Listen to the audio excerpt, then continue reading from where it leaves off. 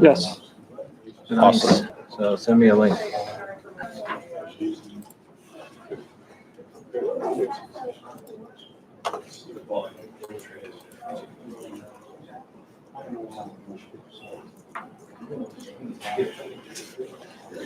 Now, can you take this also? No, I think this is going to be registered, or let me post on Meetup. So you may want to run your camera and take the class. I think it's going to be saved automatically. It's going to be saved onto the memory. Yeah, too. It will. Yeah. Okay, great. I hope so, at least. Well, you Yeah. should check it and see if there's something on there. Put on Google, see if it. Let's meetup.com. Facebook.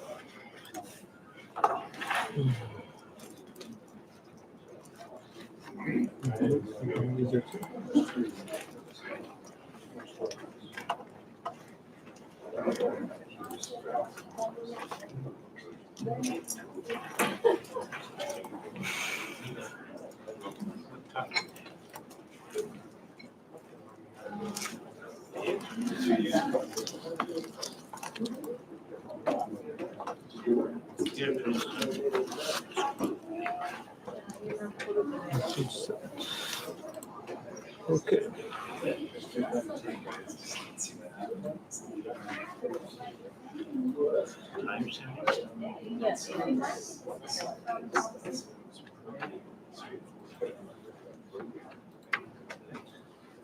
Okay, let's see. Yeah.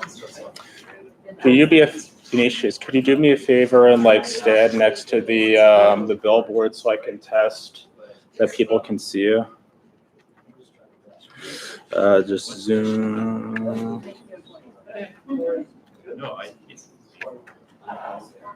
Oh wow. So look at this for a second. This is gonna be okay.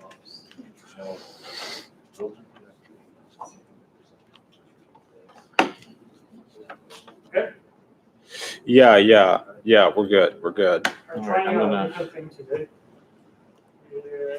Given that we were always in this recommended, yes, by the number of people here in Damascus, we were making. Make it so interesting.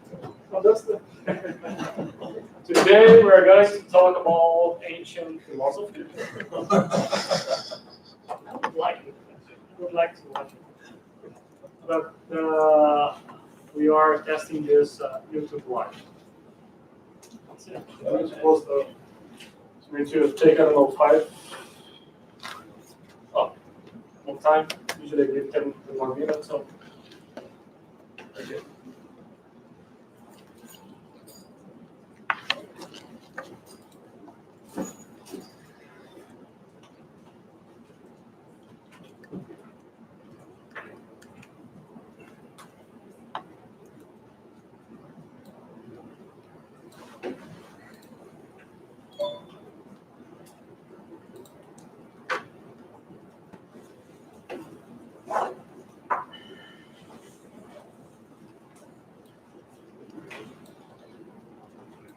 Yes.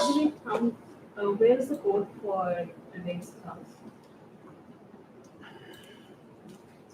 I'm going to post on the Meetup group. I knew that this was going to be asked, and I was wondering right now. I was working on that, and I was thinking, should I work on one more model, or should I figure out how to put this huge database and connect with so I can put on a Google Colab?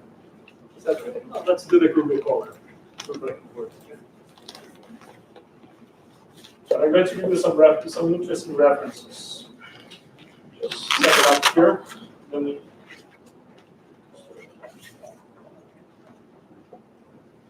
yes. So you know the video coming out fine for some reason the YouTube live is like reversing the shots like. What I mean is, yeah, it's like when I shoot you this way, it's depicting you like almost like a drone. Yes, it's mirroring the things like It's on this side of the thing. Just to be fair to you. Good side. I mean, They're both good sides.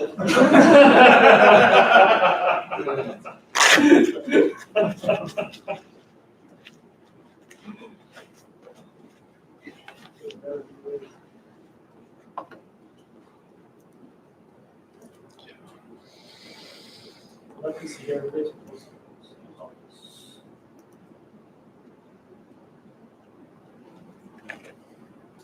Okay.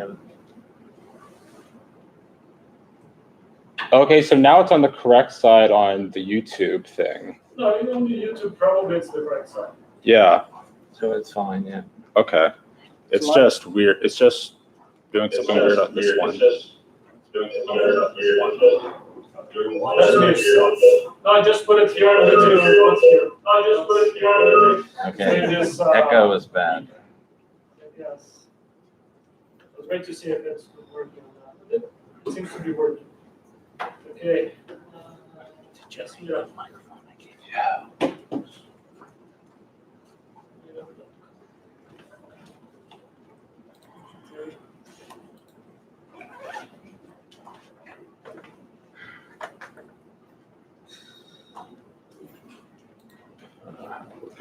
So there are two places I think you can plug it in the camera, or you can plug it in here, and I don't know which one will be better. And if this isn't good enough, then I have a better microphone. All right.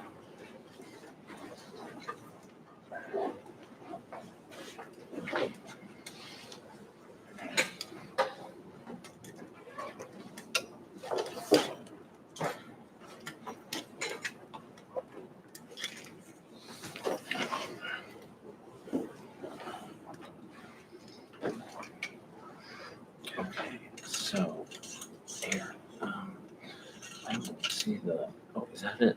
That might be it there. What? That's mic. Right. Let's see.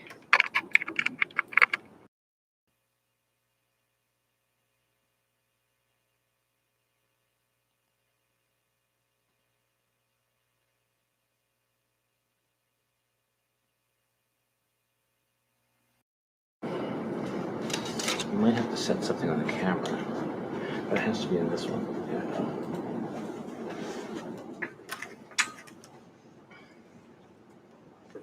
That's headphones. Uh, I don't see a microphone jack for this. oh, I see what you're saying. I see a headphone jack, but not microphone. Hang on a second. Let's see.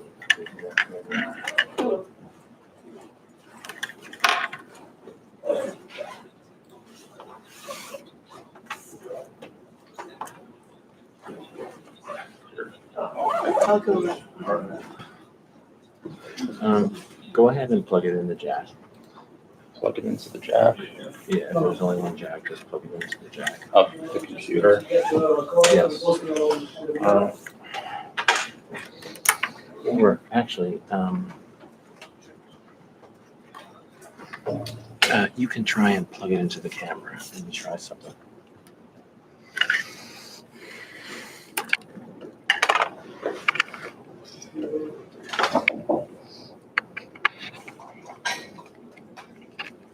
No, that's wrong.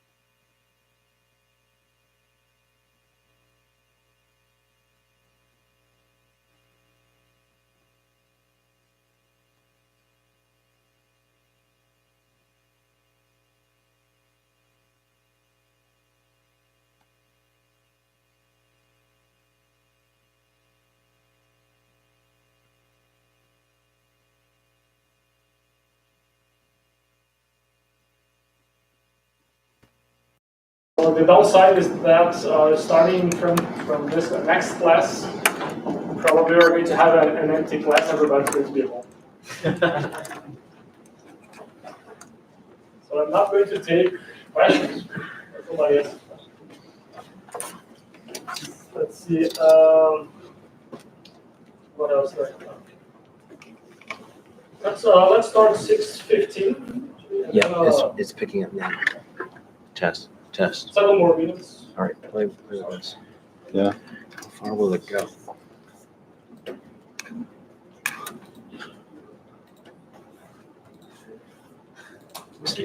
What did you post? Check. Yes, I just posted this notebook for everyone who Check. wants to work with it to work in your own analysis. We do have this at the meetup page, meetup.com/Bristol School of AI, I think.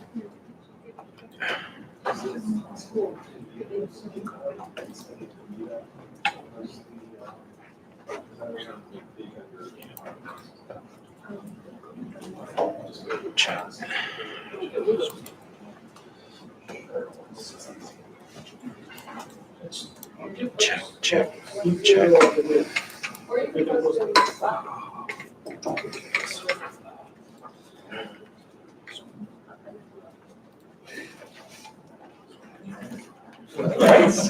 Come on, guys. Meetup.com/Bristol School of AI. Discussions. So go to the class. Discussions. You're going to have a link. Just click it. Excuse me. You guys push it towards him. See if Yes. it's connected. Hold on. So you got boom. Just to see if it'll help.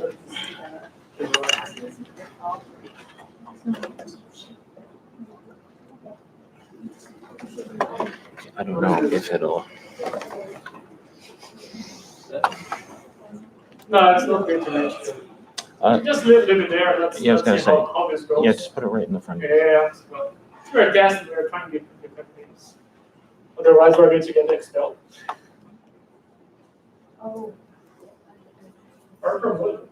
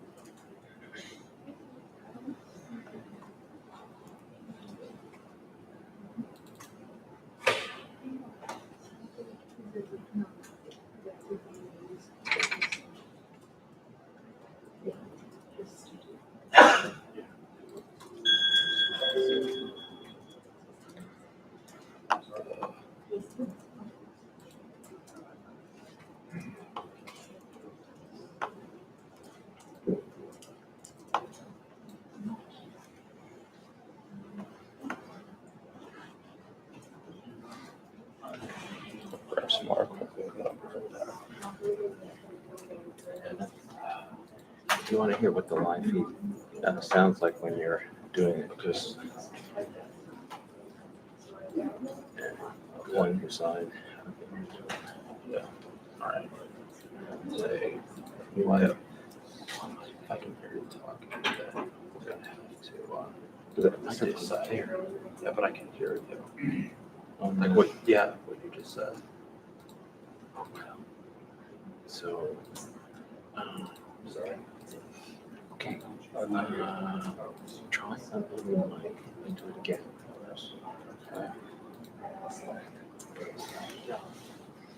Here, all done with this one.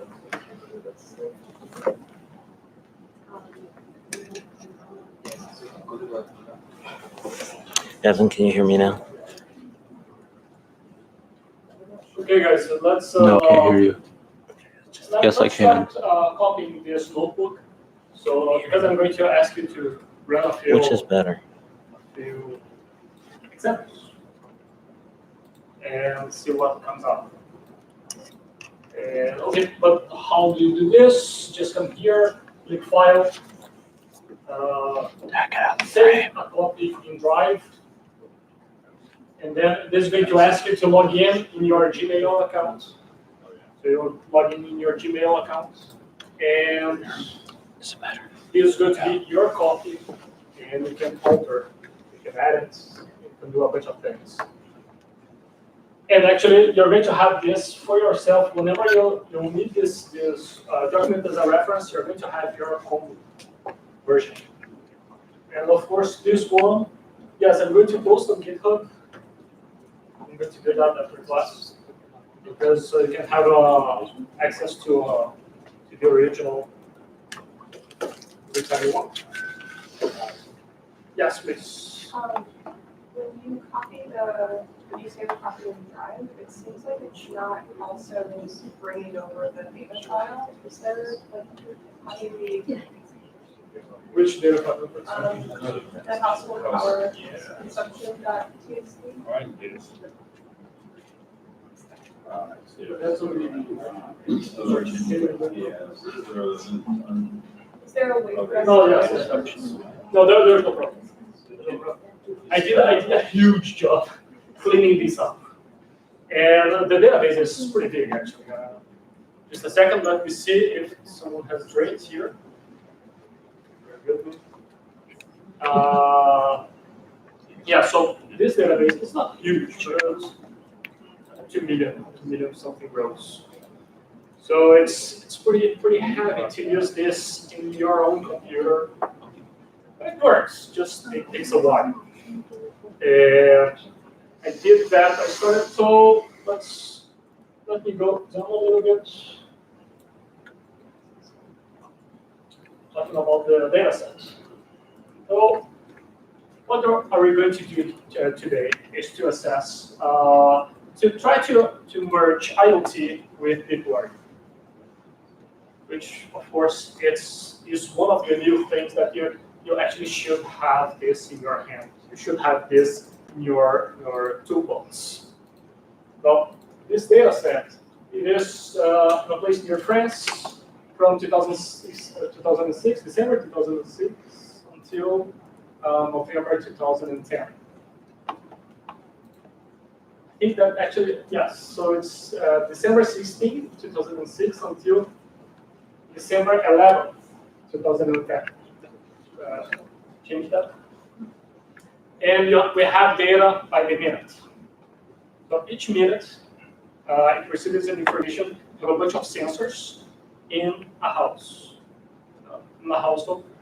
And this would be the idea of smart grid.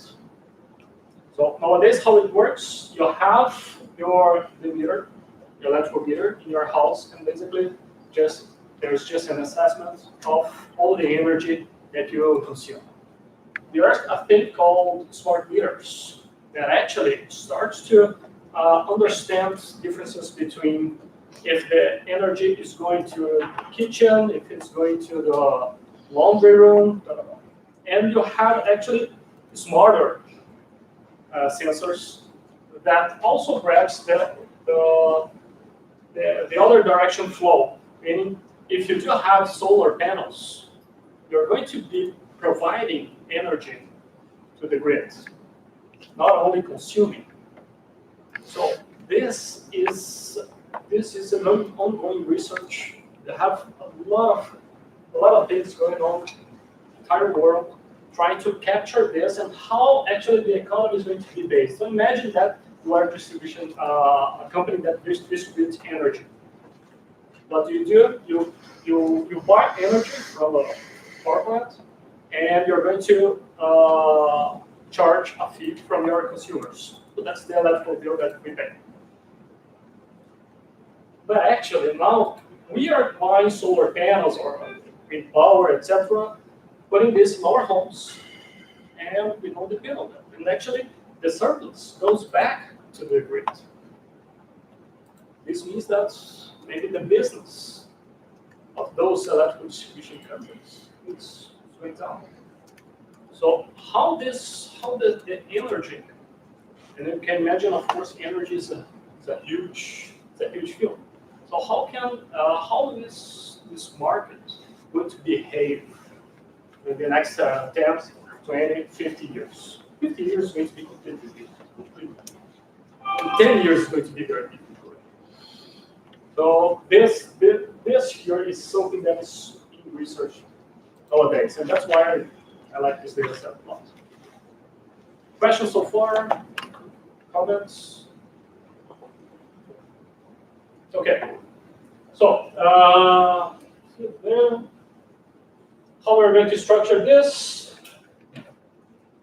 We're going to talk about the data first. Then we're going to do some descriptive analysis. And I'm going to talk a little bit about dashboards and controls and something that can be a business. This is AI for business. This class is AI for business in time series 1. So everything that we say here, we try to think how we can create a business and implement this and supply some good products. So we're going to talk about this. Then we're going to do LSTM. We're not going to do LSTM plus CNN because actually we're going to do something cooler. There is encoder.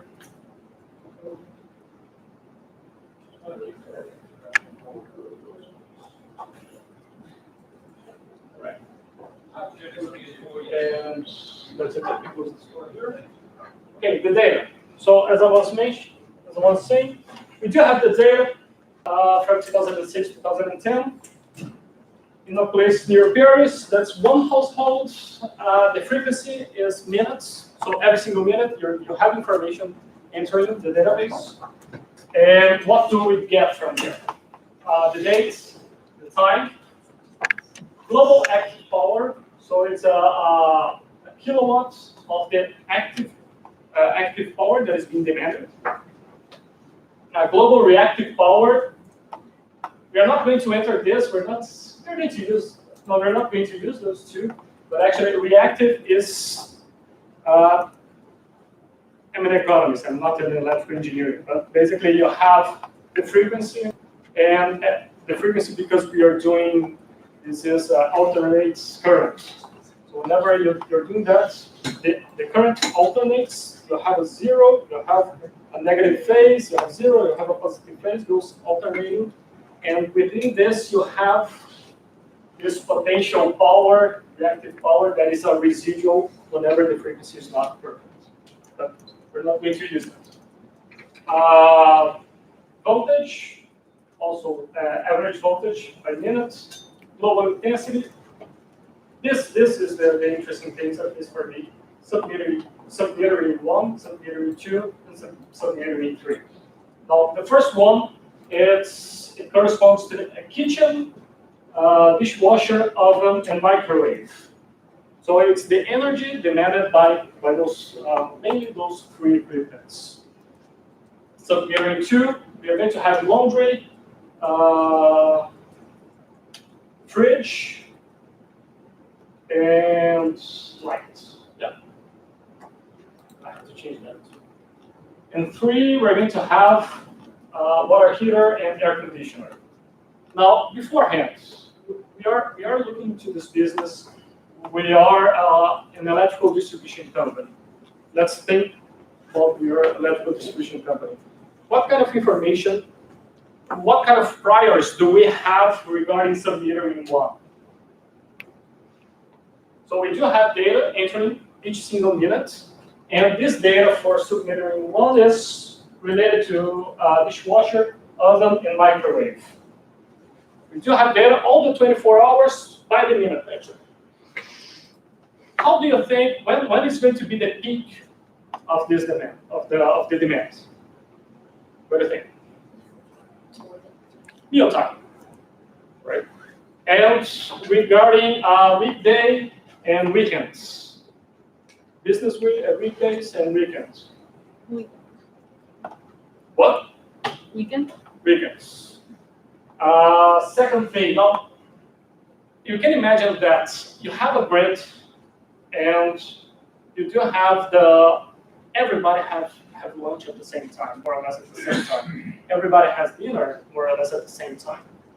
On weekends, the behavior is a little bit different between those fields. So having a good understanding of where the energy will be demanded in a given time, in a given place, of course, this would increase the possibilities of you providing a good service, because you're going to put the maintenance team next to where it's going to be highly demanded.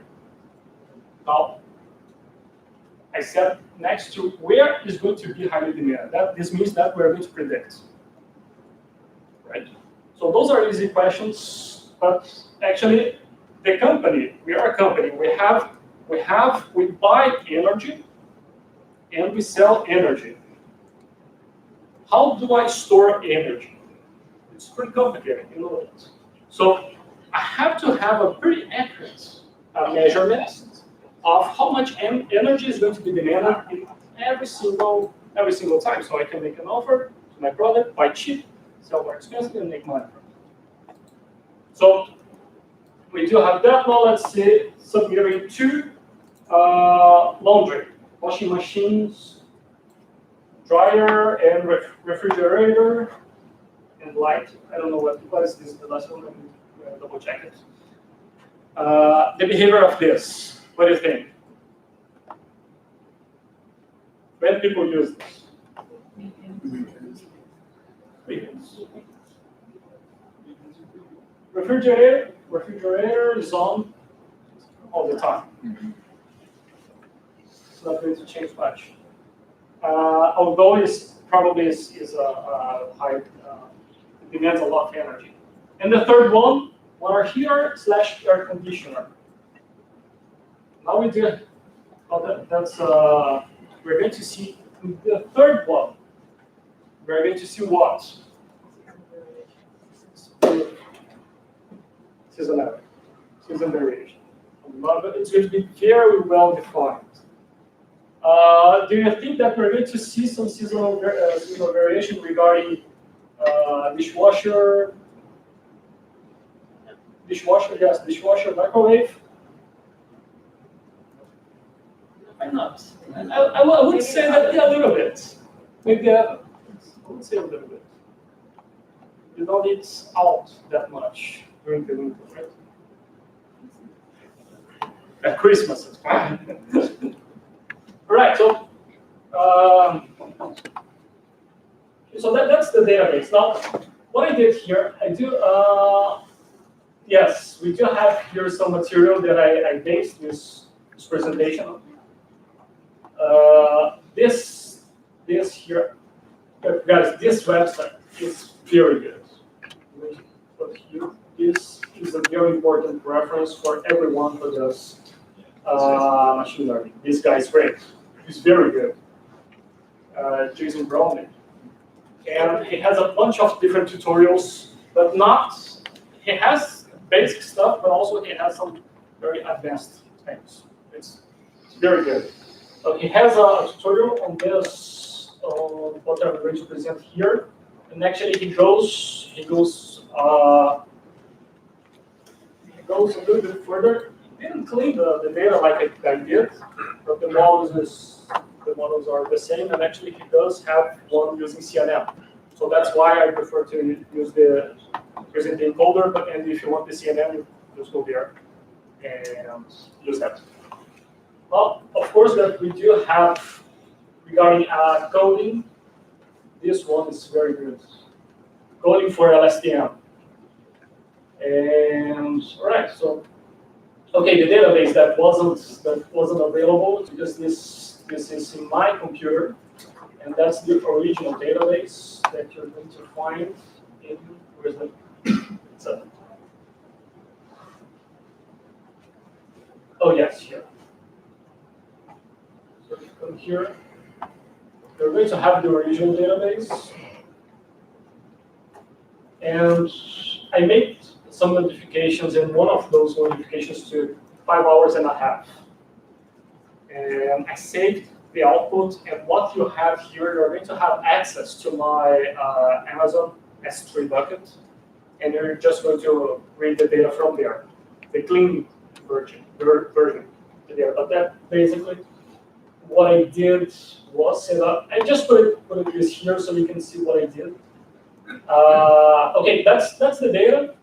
Now, look, this is interesting for those who are a little bit more into programming. pd.read table, I read that's a txt, and I have the separation, that's very basic. Header equals 0, this means that we don't have we get the first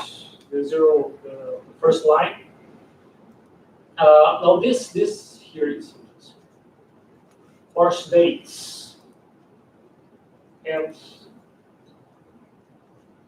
index code. Now, why this is interesting? Because I'm passing here the columns that are actually dates.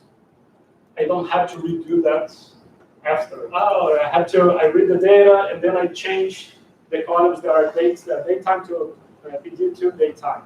This takes a long time, but actually when it reads, it already converts and it's much faster.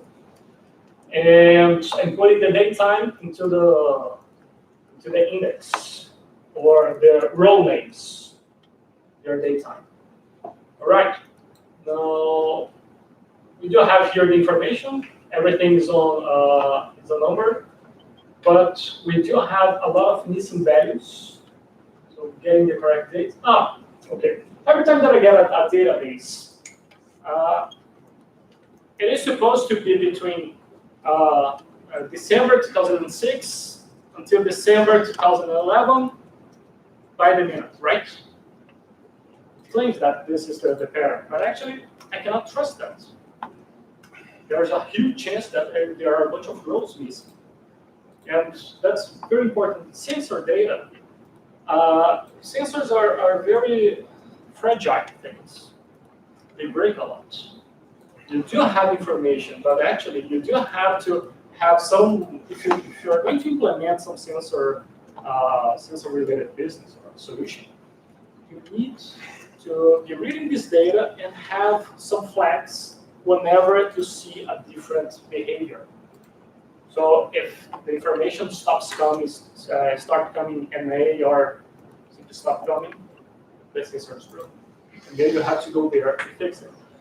Now, I did this, so the first thing that I checked was to see if every single date was there. I think there was only 1 minute that wasn't there, but this doesn't matter. That's how I did that. And this one, okay.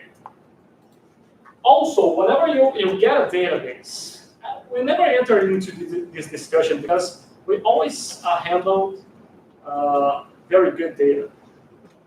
This means that data that was already cleaned for us. So it was just doing the data science part. But I looked, this code here looks for things that are not a float. Maybe a float is 1 point something. So we saw that in our data, everything is a float. If it's not a float, if I cannot convert that into float, I append the value. What is the value that appears? And then I check what is the value that appears. In this case, whenever there is a missing value, they put a question mark. But this might not be the pattern. There might be different patterns. You might have a lot of different strings. So that's why it's always good to print something and see what is the thing. Because if you don't do that, everything's going to go wrong. This takes a while as well to run, but it does. And here I replace every single question mark for this non-value, because we do have a lot of to deal with this NA. It's easier to deal with NA instead of question marks, because you already have the packages. They already have solutions, fast solutions for that. Although we didn't use the very fast solution. This one is interesting as well. If a sensor breaks, this code checks how long it took for it to be fixed. Or we do have 4 years. So I grab the size of the sequence that non-information appeared. So it kind of broke a lot of times. And so here is a 2 minute failure between the 6,000 and 7,000 minutes. And 4 minutes, but actually the largest one that I found was 3 days. Now comes the question: how do I replace this data? How do I replace the NAs?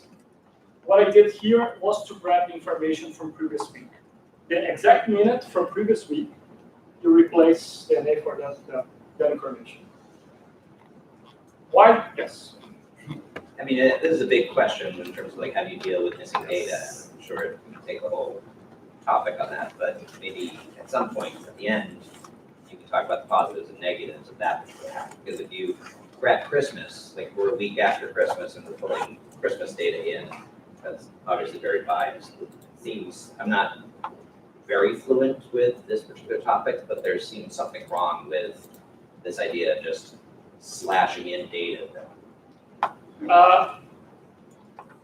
I'm going to counter-argue that. With, first of all, there's no way of handling missing data that is going to be perfect. Perfect thing would be to actually have the information, but we don't. So how can we replace that? You can take an average of the minute before and minute after, but nothing can guarantees here for me that I'm going to have the previous information and the post information. Regarding Christmas, yes. So probably we are going to have 5 or 10 days in the whole year that this would happen at most. And we would have to be very unfortunate for the sensor to fail exactly the day after Christmas, or the day after. The probability of this happening is low, but exists. It's positive. Now, why I chose 1 week before? Because you're going to see that the behavior, the demand behavior for energy on a Wednesday is very different from Tuesday, from Friday, from Thursday, and very different from weekends. But that's something that you either a priori know as a human being, that there's a weekly rhythm to power cycles, or that's something that could be derived from the data after a passive analysis of the data. And Yes. so, on one hand, I would think that we would want to be agnostic to the data itself, speaking to the patterns that it shows up, because we could get a situation like if suppose the IOT device goes out every week on some time period, and so every week we just get the prior week 1 week ago, and we end up getting the very first day propagates through the whole 4 years of the sequence. Then our assumption is going to be like every day on Wednesday at 2 p.m. the power is the very first day. Yeah. But that's not true. That's because we have the data. That particular device. No, definitely. As I said, there's no correct way to handle this event. There's no. We could get rid of the missing value as well, but we would lose the frequency, which I don't think this would be interesting. What we're doing here, that's kind of one thing that you mentioned is that you should be a little bit agnostic regarding the field. I don't know if I agree with that, because the domain knowledge is very important. Actually, the domain knowledge, whenever you are cleaning the data, whenever you're putting together the algorithm is fundamental. Cleaning the data, probably you're going to be including the biases of your thoughts on that. Now, I do have, whenever you are doing I'm a big believer of domain knowledge. I have to know this beforehand. That's why I advocate actually to put some bias, because I think that the experience that you have in a certain field after 20 years in the field, this should be embedded in the algorithm somehow. So I know that we do have, after looking at the data, I saw that we do have differences between grades. So after looking at the data, I said the best way to fill this up would be to put the day 1 week before, not 1 month before, because you're going to have seasonalities, but 1 week before, you just in place that data.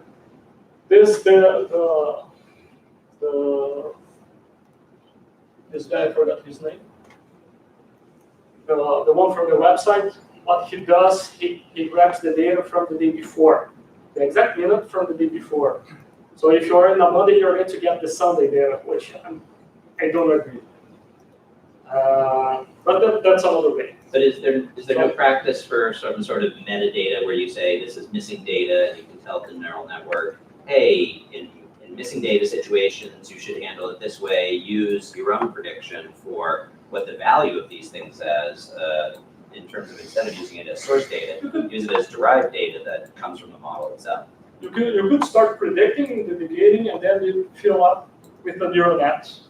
If you do have best data enough, let's say that in your third row, you have a missing value. You cannot build a model to predict that. But yes, you could build, actually you cannot pass that to your model, the prediction model that you're going to make. You're going to make a model for filling out the missing values. Right. Because deep learning doesn't handle well missing values. Doesn't handle at all.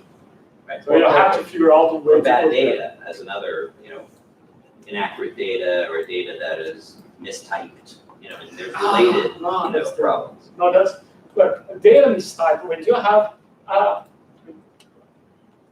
a case where the data, whenever you go to one company and get their data, it's pretty common to get PDFs, to get handwritten information, get people writing observations, and you want to get a sense of that observation.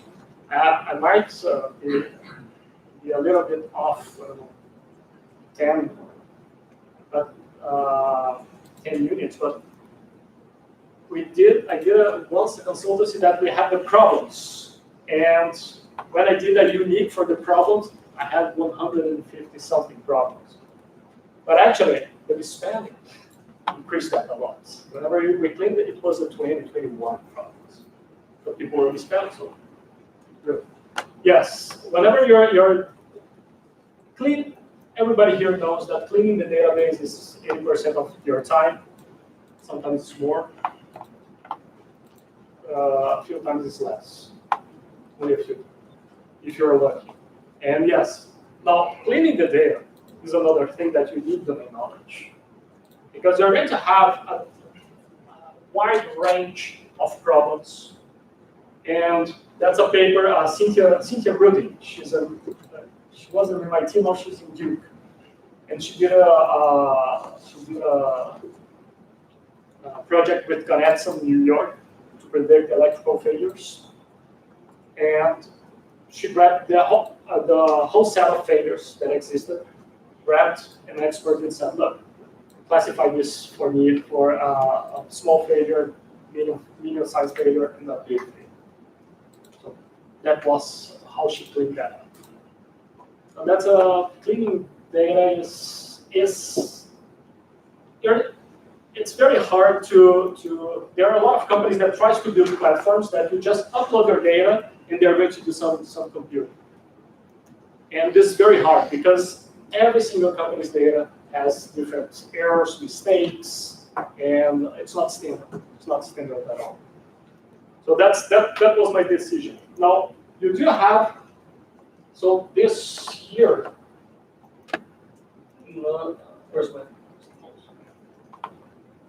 so that's why I provided you with the original version of the data. So you can do the transformations that you want. See don't believe in my data here. But yeah, so here I put this class 4 in S3. See if you can run this. See if it works. Does it work in yours? Yes. Yes? Yes. Good news. All right.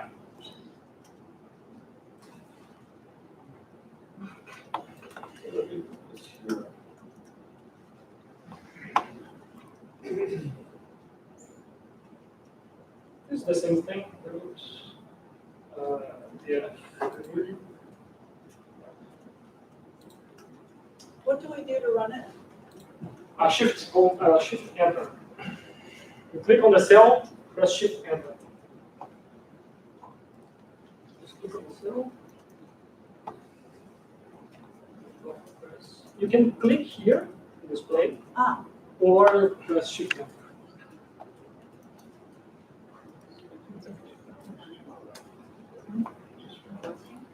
Okay, so we do have 2 million rows, over 2 million rows, 7 columns. Questions so far? Comments? Something? Oh my God, we're late. Okay, this one here, this code here, it looks for, it searches.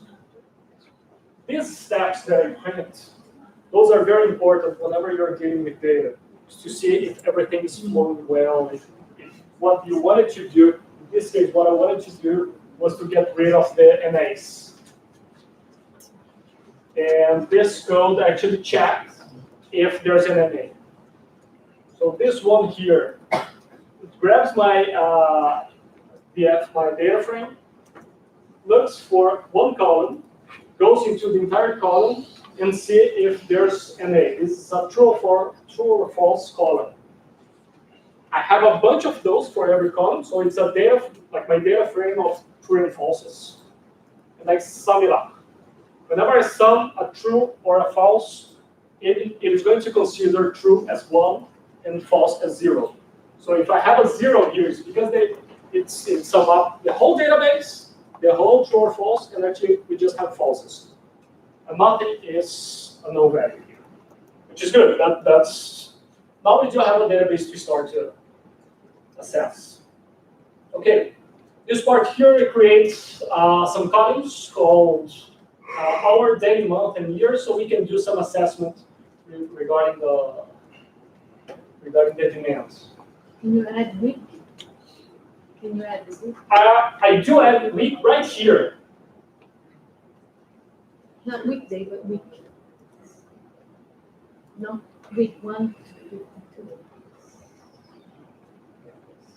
Instead of Yes. No. Of course you can. Of course you can. It's not that tough. Actually, I'm going to show you how to do that, but a little bit later, because we're going to group by. I'm going to make this assessment by hour. I'm going to take the average of each hour, and basically this gets rid of doesn't get rid of, but eliminates the problem of filling up values, because I'm filling up values in minutes. Whenever I take the average of that day, it fades away. It ignores. So in this case, we are using submitter in 1, and that's the result for the demand by hour.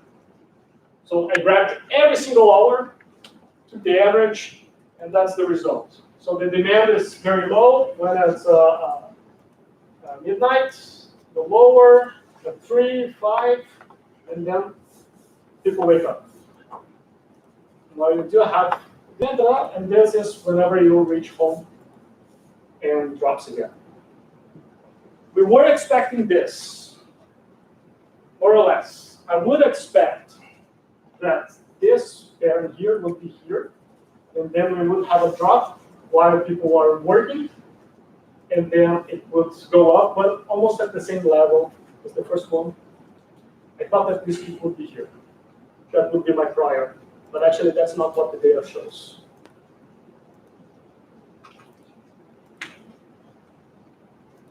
Now that's submetering 1. What does this mean? That's kitchen.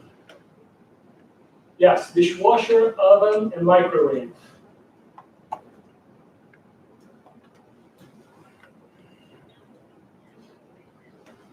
Let's see what else we have.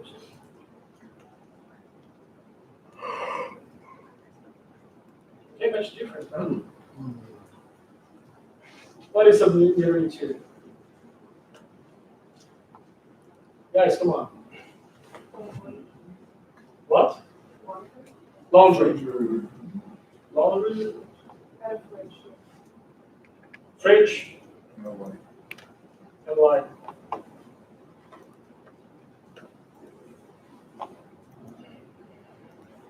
That's on. Right? Would you expect it? Oh yes, no, I do it. We are grouping by hour here. We are not taking in account weekends. So if we were, let me see if I can do this easily. No, I didn't have weekday here, so let me run this so I can show you what I'm saying. Because so now I created a little column called weekday. And you have here Monday, Tuesday, Wednesday, Thursday, Friday, Saturday, and Sunday. And you can see that the demand during the weekend it explodes. We had a prior that it would be bigger, but I wouldn't imagine that it would be that much.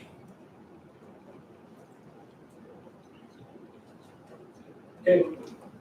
Let me see something too, because I do have a prior that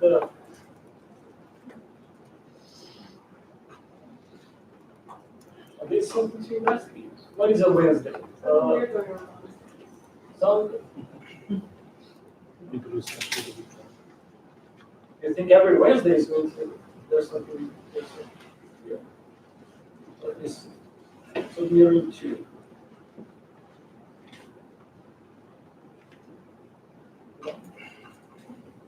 Laundry room, refrigerator, and light. Okay, behavior, laundry. Do you think people do laundry on weekends and Wednesdays? Sunday night.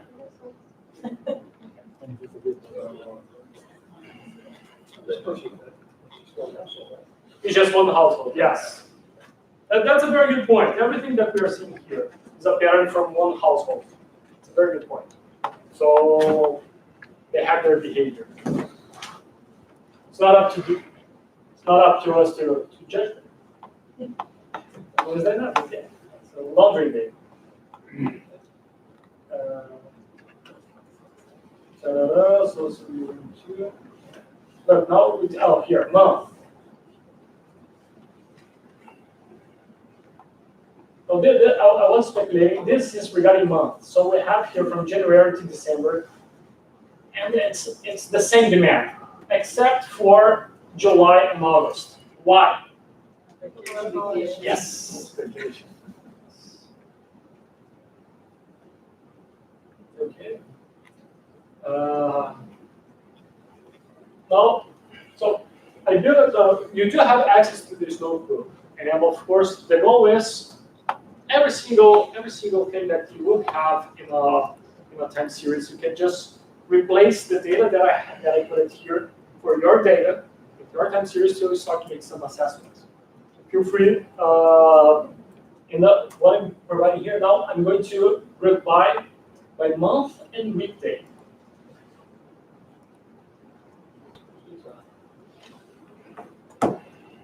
What this group by does is just like if you were an Excel user, it would be something like the pivot table. So we're going to select two variables, and it's going to group by those variables. I chose to, instead of In Excel, the default is count with your mean. And this is the result. And you see here, now the problem we are looking for all the years, but we do see some. It would be, I would say that this here is a little bit odd. I would investigate those years here. I don't know what's happening. It's a little bit different from the rest.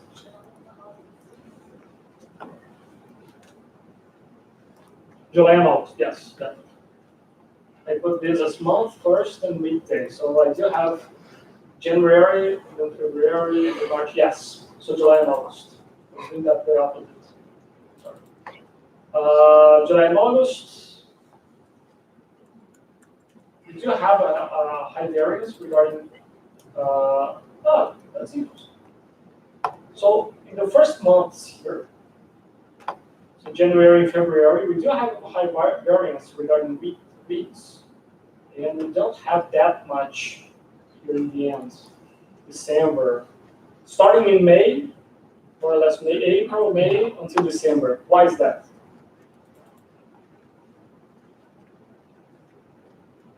Of course, we're speculating. We don't know why this happened. But I would say that maybe they take 1 week off during the winter. And then you would have some variance like that. And then whenever you go home, you put the heater in maximum. So, as we are taking an average for a bunch of years, maybe that's well. But those, so this is the kind of information that you put this on so far. Usually this is the kind of information that you put on a dashboard. You put on a dashboard, you say, you go into a company, you say, give me the data, I'm going to give you some analysis, and you create a dashboard. It looks beautiful. You use Tableau, so it's even better.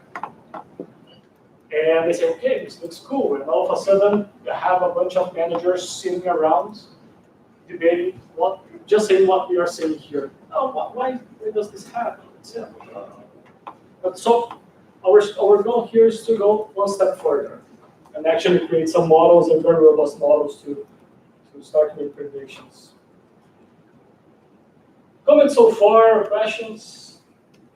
Well, 3-dimension graph, like for each month, and there is Excel, and each month you have to read things. 3-dimension. I can. This always takes me 20 minutes to do. The three dimension. It's a different function. I have to import matplotlib. There's a 3D, forgot the name. But I'm going to, that's a very good point. I'm going to put that on I'm going to update this on my version.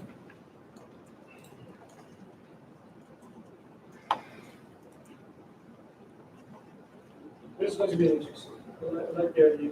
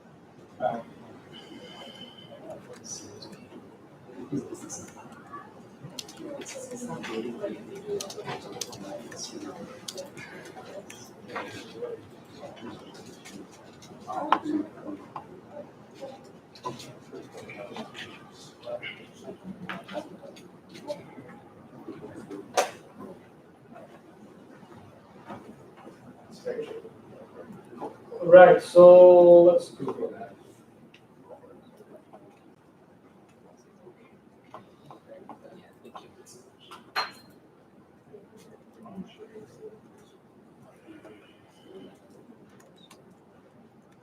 Okay, comments so far, questions?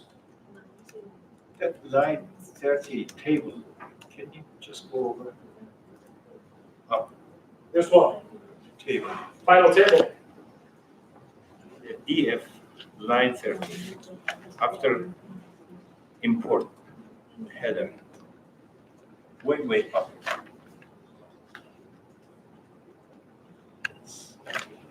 After that one, yes. This read table. Okay. Is it working correctly? I have some. No, it's not. So this here, this, you have to download this data from the website. The website is referenced above.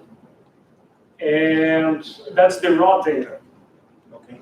So if you go a little bit, if you go down, you're going to see another similar cell.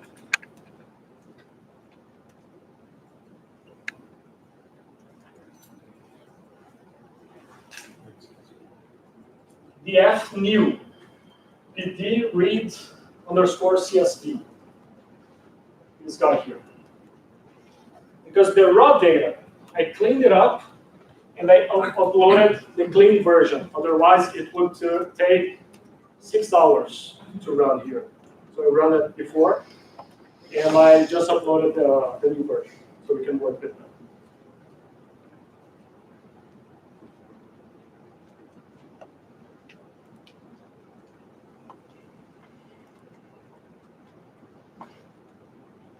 Okay, so sorry, I lost. All right, so the analysis that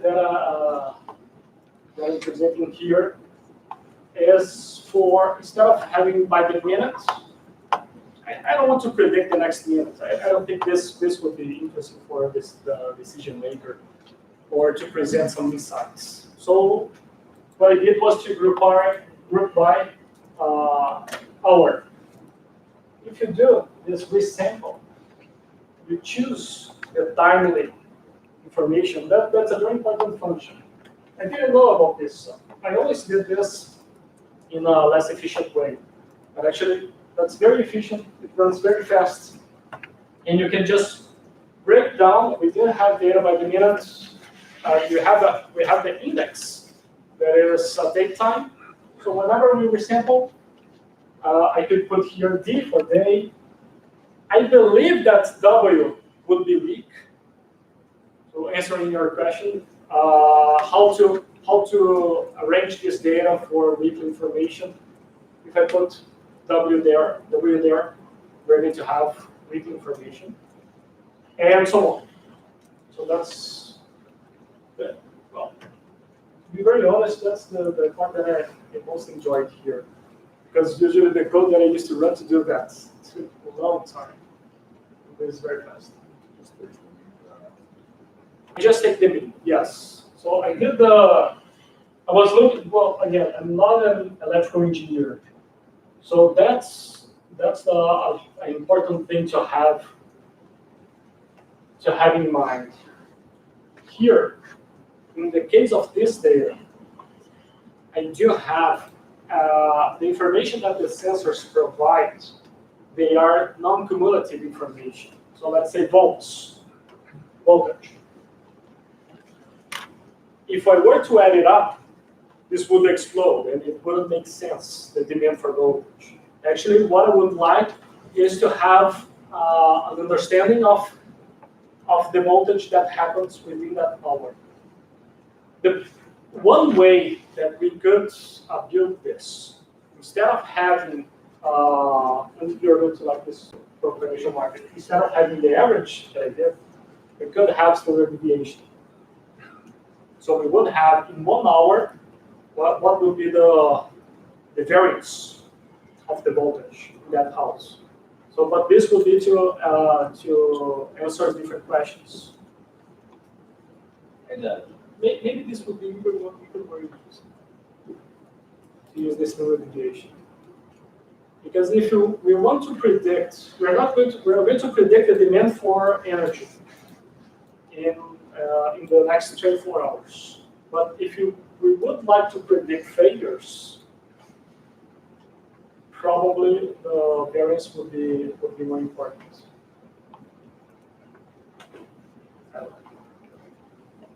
or it would be important. It wouldn't be.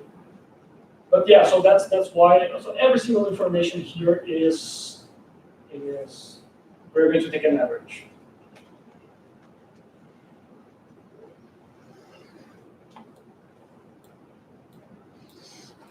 Okay, so we do have our final database, and so, well, but here we took an average of the hour, of the day, of the month. So, what is the average within that hour? So we're good. And weekday. Now comes the fun part. All right, LSTMs. All right. Ivan. Look, but I have to say something. I would like your feeling. Whenever you are going to a client. Let's say that this client doesn't have a lot of it doesn't do a lot of data science in house. Which part do you think it would be more valuable for this client? This part where we're going to go through the heavy stuff, LSTM, or the dashboard? The dashboard.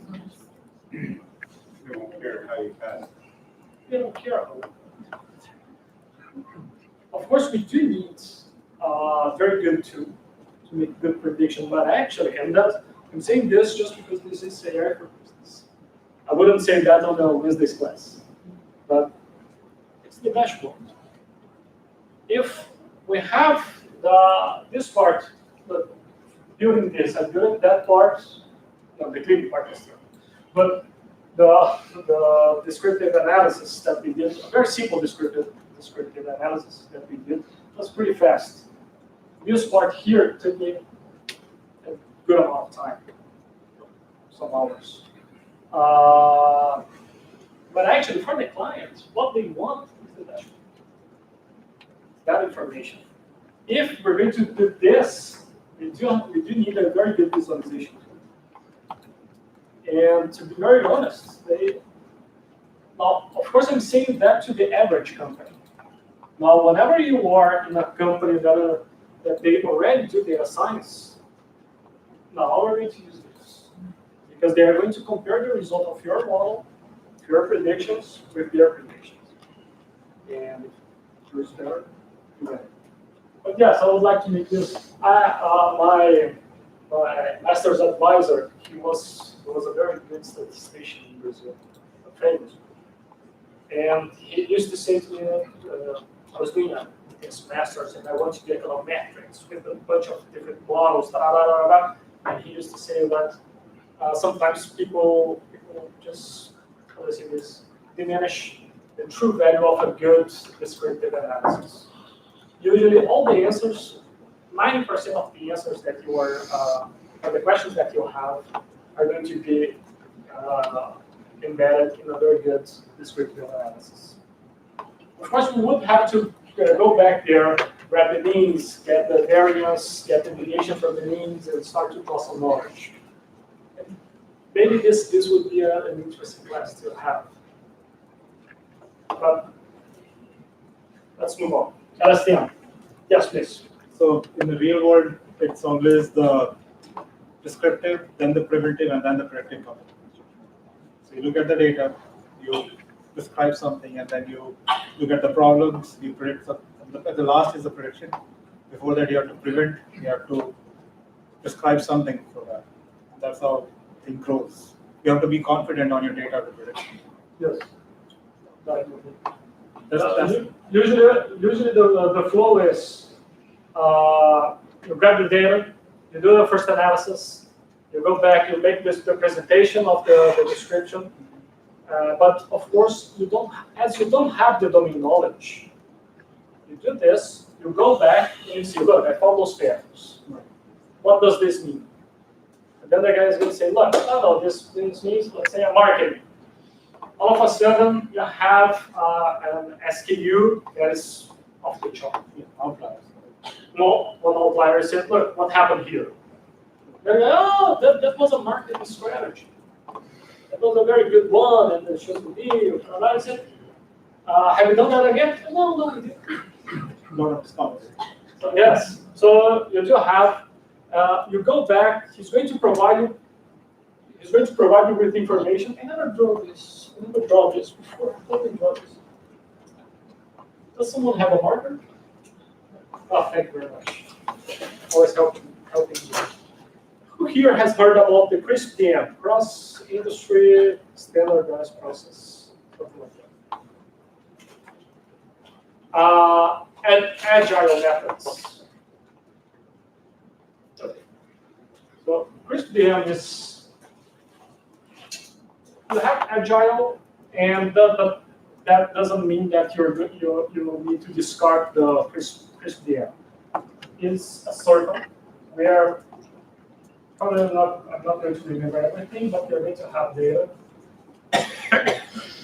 and then you do have descriptive analysis with this, and then you go here, you have model, you have questions. Okay, yes. I think that's but this makes sense. Arnold.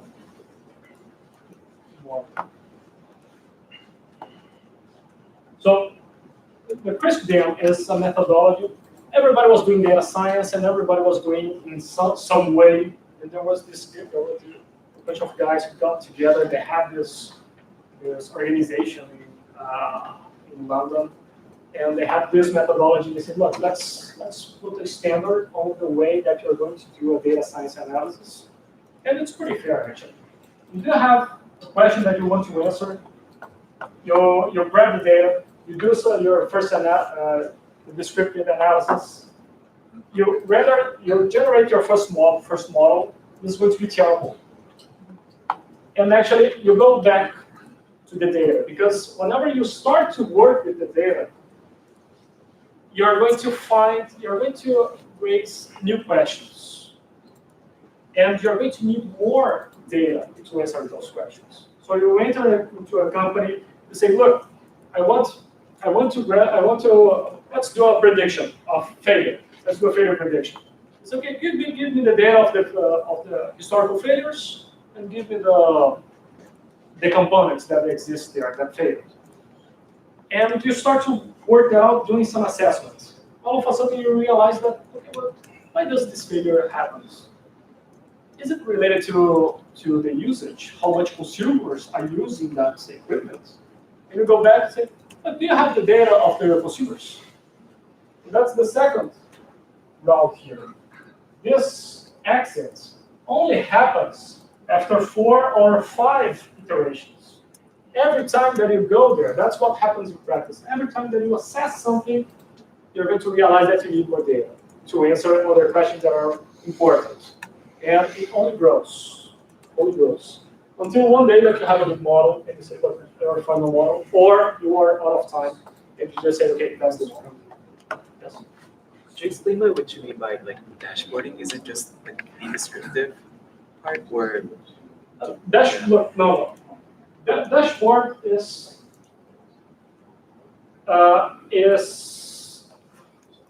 all the information on a dashboard. It is information that the manager has to make a decision. You're not going to put there. You're going to put the prediction.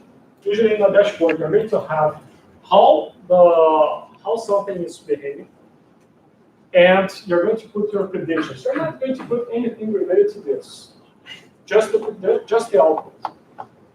And it is even better if instead of putting, let's say, in one part of the dashboard, you have the real situation. And let's say stock markets. We do have the real situation. We do have here our prediction. It goes here. You can put this. But actually, you also can put just one ball saying, well, that's better. Or sell.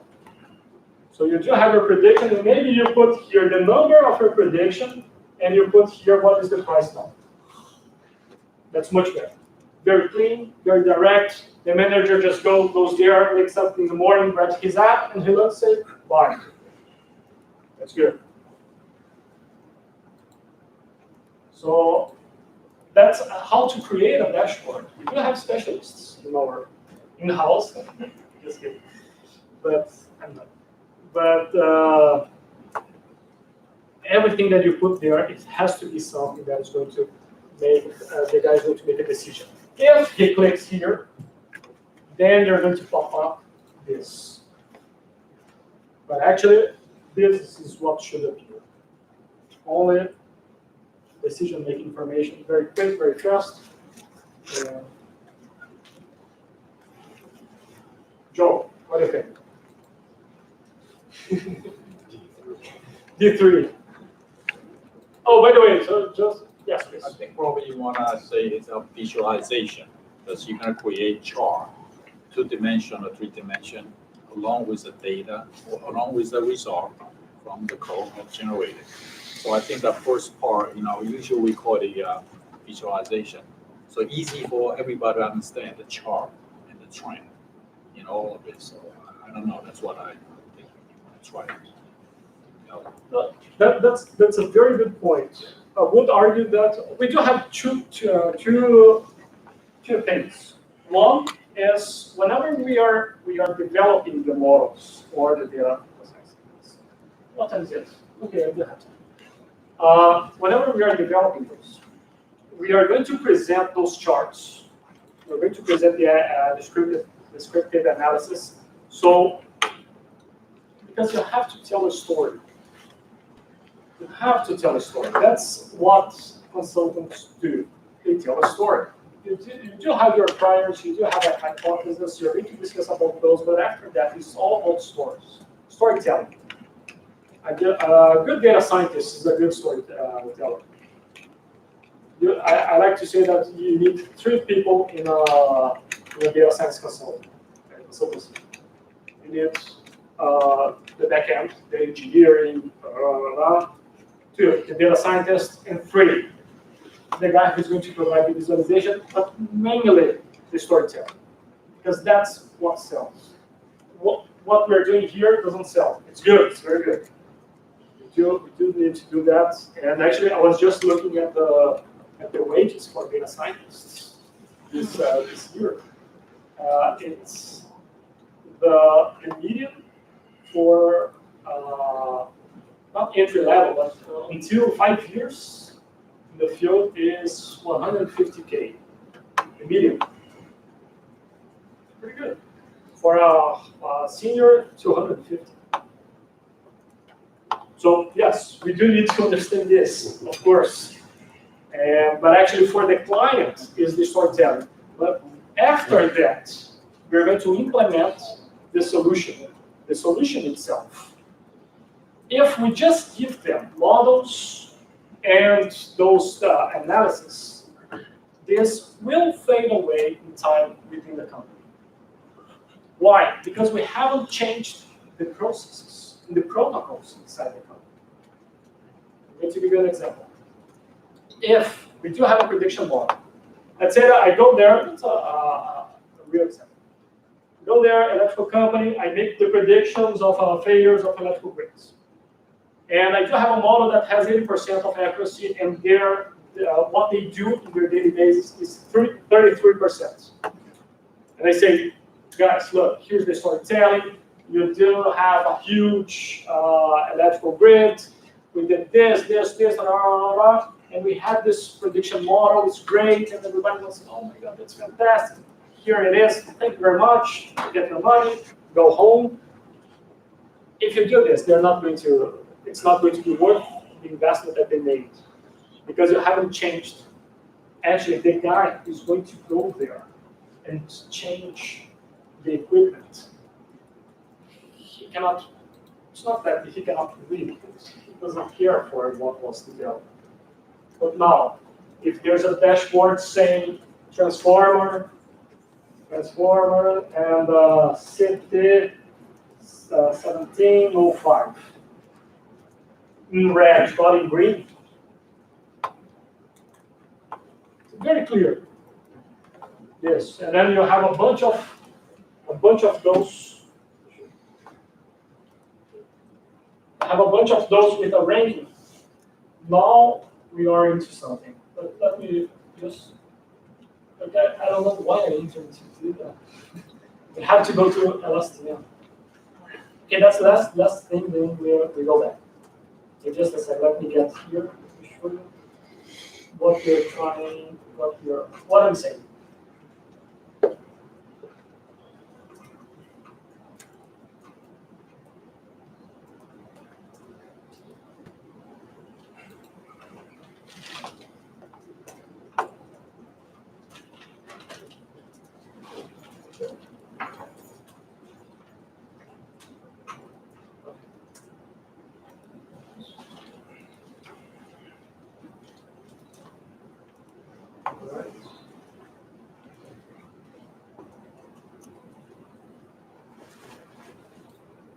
That's the first version. Okay, those are the errors of the models. And this is what should be red. Go there. We need to go there. Or those points in red, the list. So that's a probability. That's the type of what's going to happen. That's a mock-up. We haven't disclosed that yet.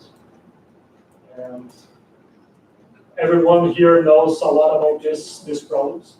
But yes, that's the dashboard. In my opinion, of course. But people might differ from this.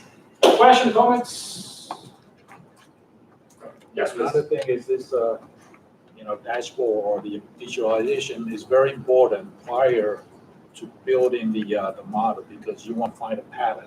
Now, this is only a graph, but if I want to take a look at the pattern of a million data set. So, those are visualizations very important for us to build a model.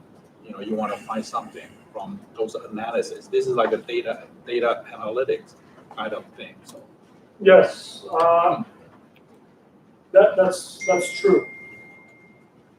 But because think about it, it depends on when you take a look at the data set. You probably want to see the anomaly data outlier. Okay, this is normal. So you wanna, based on what your goal, you say, hey, I wanna, maybe get rid of outlier, or maybe you wanna twist that data set, fill with something else. So, I think I agree with you. The data, try to do the cleaning data. You gotta spend most of the time, for the whole process. Actually, 80-90%, people spend time try to do that, get the clean data. And then when you get a data set from time period, this time frame, 1 year data, when you do the analysis, probably have a result, and then you have another time period different. So we have to constantly doing all of this process repeatedly to get the best result. Yes, but there's something here. I will agree with. I'm sorry, I forgot your name. Yes. So I would agree with that here. If you do have huge data sets and you try to visualize that, let's say that you have a lot of variables, and you say, look, I'm going to build a 3D graph to assess it.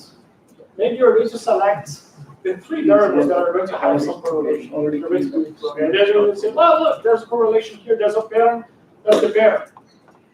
And it's not. Now, there are ways to go around big data, huge amounts of it. We are going to go through one of them today, so I'm going to start now. That's the last thing I'm going to say.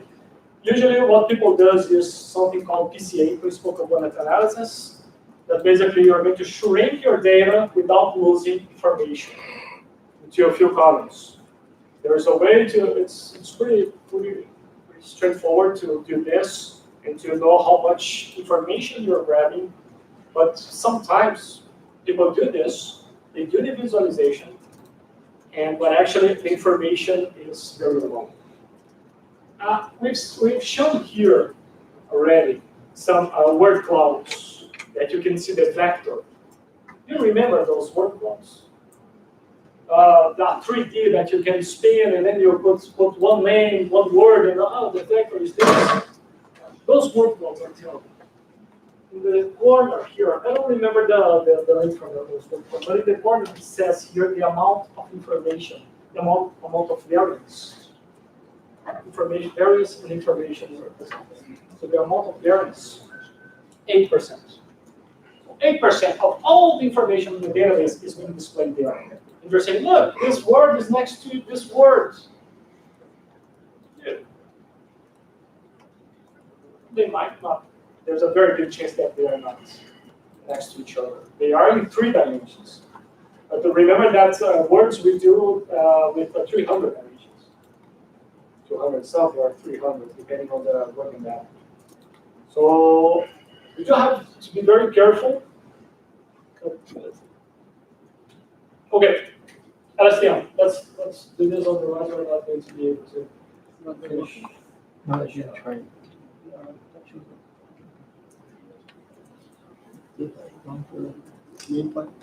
Let me see if I change this. I did.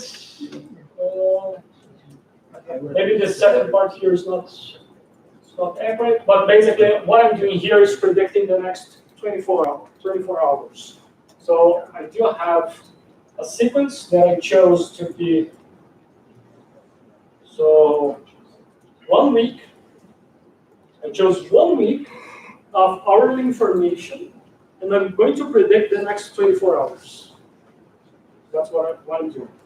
Now, the database in LSTMs, they are a little bit, they're not different than what we are used to. Here. So what we're going to have here in the end is, we're going to start T as our 0, and we're going to move forward. So I'm going to have T 0,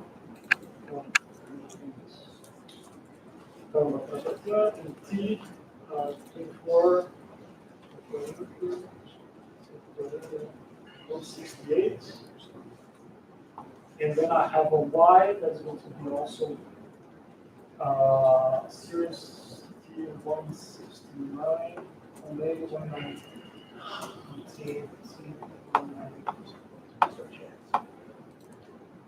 Those index right, more or less. Okay, so that's 1 week of hours, and that's 24 hours.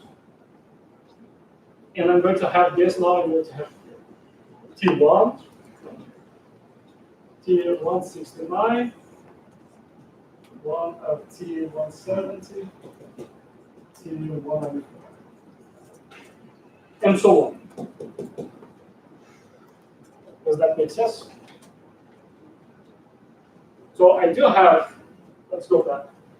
I have here 2 million, we are in dollars, not in minutes anymore. I have 2 million minutes, but actually now I do it with a shape.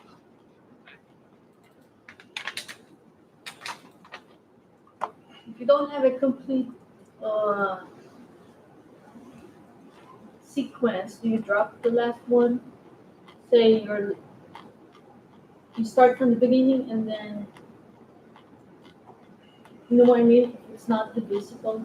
It's 24 hours times 7, 168. So every time you submit your X, it's seeing 168 points, data points. And then you grab the next 168 and grab, what if it's not at the end, you don't have at the end, 168? the LSTM understands this. This would be You're gonna pad it? No, it doesn't, because it understands that is the end of the data set. But this would be an issue. But they fix this. But actually, what we, in our case, we are not doing 168 plus 24, and then we move 168 plus 24.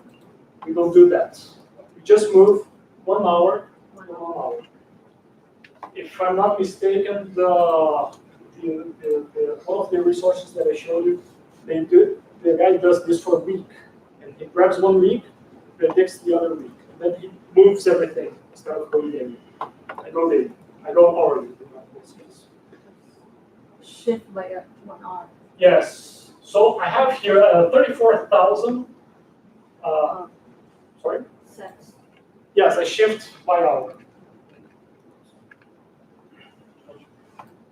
I have here 34,000 points, hours. And so whenever I do this, I don't think it should be running, it should be just using the result form, because I probably can run a lot of things. But here, yes, so my training set is 90%. Oh, let me choose. It's 70%, 75. So 75% of my data is going to be training set, and the other 25% is going to be a test. So I'm going to have here 25,000 rows. So I'm going to have 25,000 rows. 168 is the shape. Okay, I got it right. So 168 is my X shape, is my X sequence of hours, and 1. In this case, I'm only going to predict, this is a unit variant LSTM. I'm only going to predict 1 variable. I'm just using the past of this variable to predict the future. I'm not going to use the other variables. It's not a multivariate LSTM. A multivariate LSTM, you would change this guy. This guy would change. And of course, I do have the 24 hours of prediction. It is 25,000 vectors of 24 hours. Who here is lost? Don't feel ashamed. Yes? Yes, okay. So let me rephrase. So I do have data from 2006, hourly data from 2006 until 2010. So I do have a lot of hourly data. A lot. And what I'm going to do is I'm training a model that is going to look back 1 week, hourly data from 1 week, and it's going to predict every single hour the next day. It's going to output 24 predictions for hour 0, 1, 2, 3, 4. That's the model. As I do have, I'm looking back 2 weeks. I'm looking back. Not 1 week. I'm looking back 1 week, and I do have data from 2006 and 2010. I'm going to have a lot of samples to work on that. So that's what I'm doing. So I do have 160. This is my X. This is my Y. So in my X, I do have vectors of 168, and I have 25,798 of those. And on my Y, I do have vectors of 24 hours. 24, that's 24 hours. And I have the same 25,000. Just like it. X and Y. The difference is that usually we always think of the Y as a unique vector of 25,000. For 25,000, you need 1 or zeros, cat or dog, something like that. The difference from the LSTM is that we do have vectors. And the difference here, why we have 3 dimensions? Usually, this vector, I have 168, 25,000, right? Imagine that instead of 1 variable, I have 2. Imagine financial market, I do have information on price and volume. I have 2. So this, and I want to predict the price next day. In our mindsets, the things that we were using before, we would have price value and the price next day as Y. And we would have 25,000 of those. But now I have a time series, so I have a 3rd dimension. That's why they have to shape like this. So this one, and just in this case, I'm just using price to predict price. If I were using price and value to predict price, I would have to put two dimensions here. So that's the difference. In other words, this is the shape of a panel here. Where those electromagnetic splits. How much impact of 0.75? I'm sorry? How much impact of 0.75? That's a very good question. Very good question. Very good question. So let me run this. I'm going to explain. I'm going to show you why first, and then we're going to run. That's a discussion that we'll have after that. What's his question? Yes, sorry. What's the impact of this 0.75? The thing that I changed here. So here, I changed from 0.75 and 0.9 to 0.75. And he asked me, why you change that? That's the training set. So 0.75, I'm going to grab my whole database.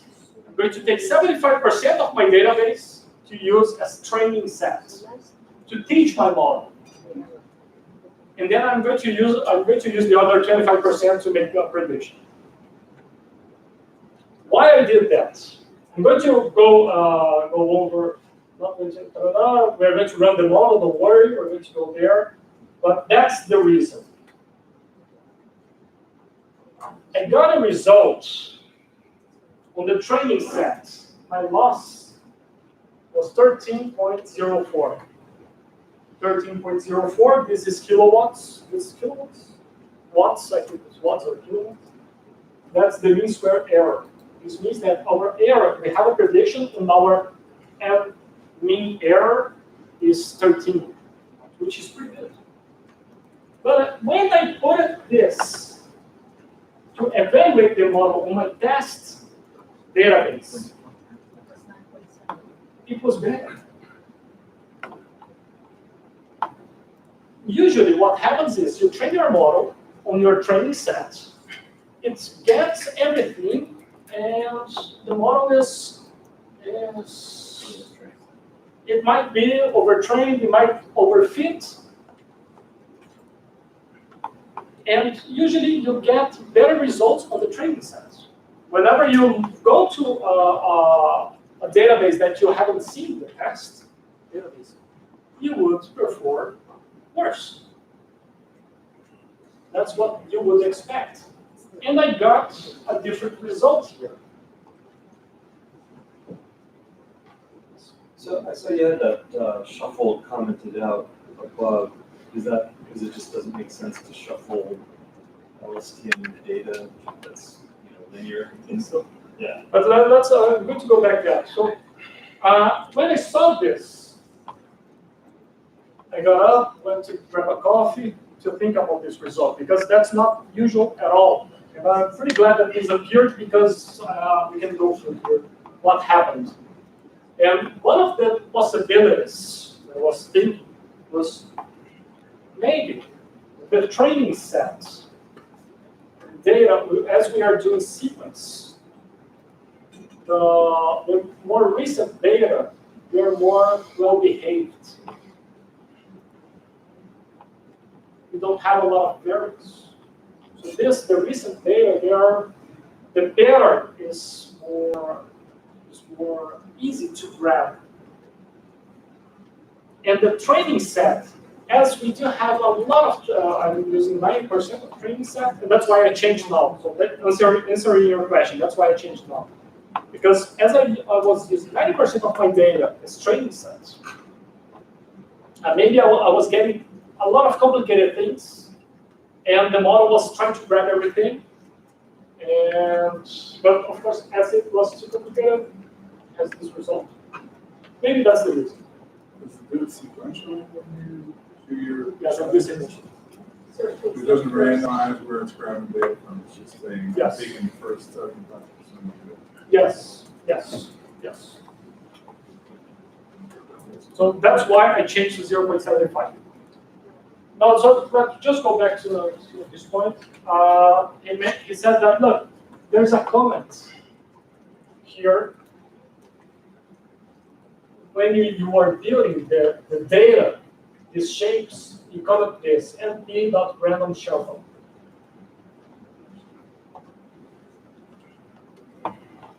So why I did that? Because in my mind, it might be wrong, but in my mind, it doesn't make sense to shuffle. It would make sense to shuffle. So I have the database here. I'm shuffling it to predict these guys here. I will only look into these guys and try to predict those. If I shuffle this, I lose the long term, the relation between this guy and this guy, or this guy and this guy. Remember that the good thing about LSTMs is that it remembers things from a long time ago. From data way before. You are here and it remembers. It is trained to remember things that happened here. That's the improvement of the LSTM over the first recurrent neural networks. So that's why I didn't shuffle those guys here. I don't want to grab just the information, from 1 week ago and predict the next week. I want to grab the whole sequence. So you comment our way of a shuffle, but also can we use cross validation for this case? I'm sorry? Can we use what? Cross validation. Yes, we can use cross validation. I don't have one anymore. Has Adam gone through cross validation in his fundamentals class? Yes. Okay. Yeah. So different sector. cross validation. Instead of having this training set, this would be interesting to implement. What I'm grabbing here is 75% of the data, and the other 25 I'm predicting. Now, what we could do is grab 10% of the data, try to predict the rest. Then try to predict the other 10%. Then we take the 20% of the data, try to predict the other. Then we take 30%, try to predict. So we have a moving window here, a growing moving window to improve the training.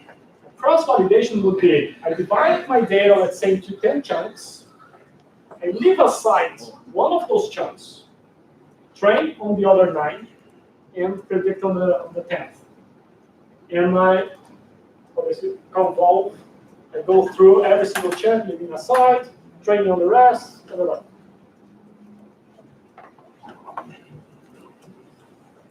Also, if this would improve, hey, maybe this would improve. Yes. you have a long time and short-term memory. Can we give the weight to this memory? No? No.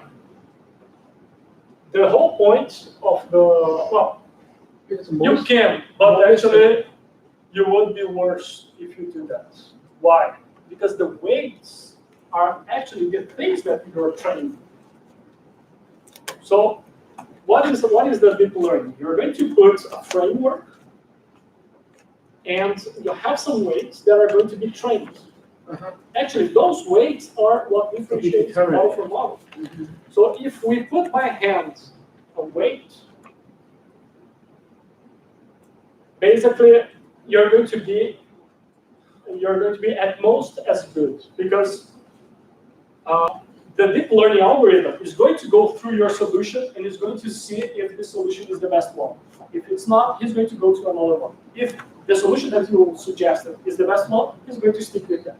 Because I'm thinking it's like a weight moving average. Okay, so you're thinking about putting you're thinking about changing the data set, not the algorithm. So you would put more emphasis on the latest data. Right. This would be something that the algorithm would do by itself, because he understands the flow that is entering, and if the more recent data is more important, he's going to increase decrease the weight of the forgetting gate. So increase the weight of the forgetting gate. He would forget very fast. Okay, that's because the most automatic. recent information are more important. So he would do it by himself. So what is? Yes, Ram, please. So, just, follow-on question on whatever you asked. How does the model remember whether it's, summertime? So as an example, you have a 12-month of data. You use the first 8 months to train it. And then the last 4 months happens to be a summertime where the electricity is peaked, right? So how would the model behave then? Terrible. Right, so Terrible. yeah. That's what it was. We do have 4 years. From December to December. It's not so very close, but we do have 4 years. To be very honest, here for this production, I would remove the seasonality from the data, and I would put ranking. Because the seasonality is something that we need a lot of historical data, past data to get. Remember the first class we grabbed Apple stock, and we did have a seasonality, an indication of seasonality in each 5 years. 5 years is we do have what? 3 observations to say, oh, there's a seasonality. It might happen. In each 5 years, I don't know. China has a 5-year plan. They grow. But I would remove seasonality. If we do have more frequent information, as we do weekends or you have a higher demand for energy, as we saw. So we do have a weekly seasonality on weekends. Now, does the model get that? That's a good question. Makes sense. Why it would get the seasonality? Let me see what time is it. This discussion is very interesting. Would you like to go through this discussion, how the model grabs the seasonality, if it does or not, or would you like to go quickly through encoding the code? I think there's more. We don't have the code here, but yes. My question is, as I set my database hourly, I go every hour, and what the algorithm sees is a vector. And the seasonality, let's pretend that it starts on a Monday morning. So the big seasonality data is in the end, right?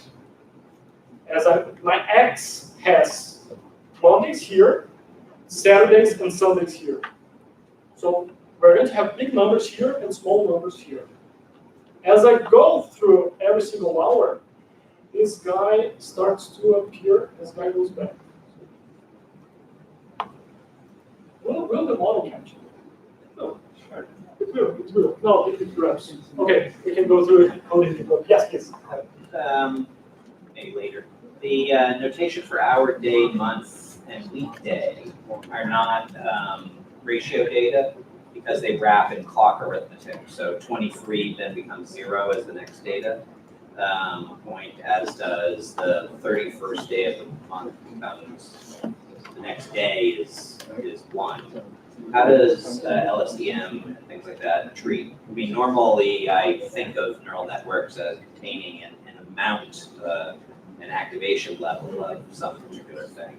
This seems like almost a case for one odd encoding, day of week or something where, because there's an inherent circular nature. That's what we were discussing. The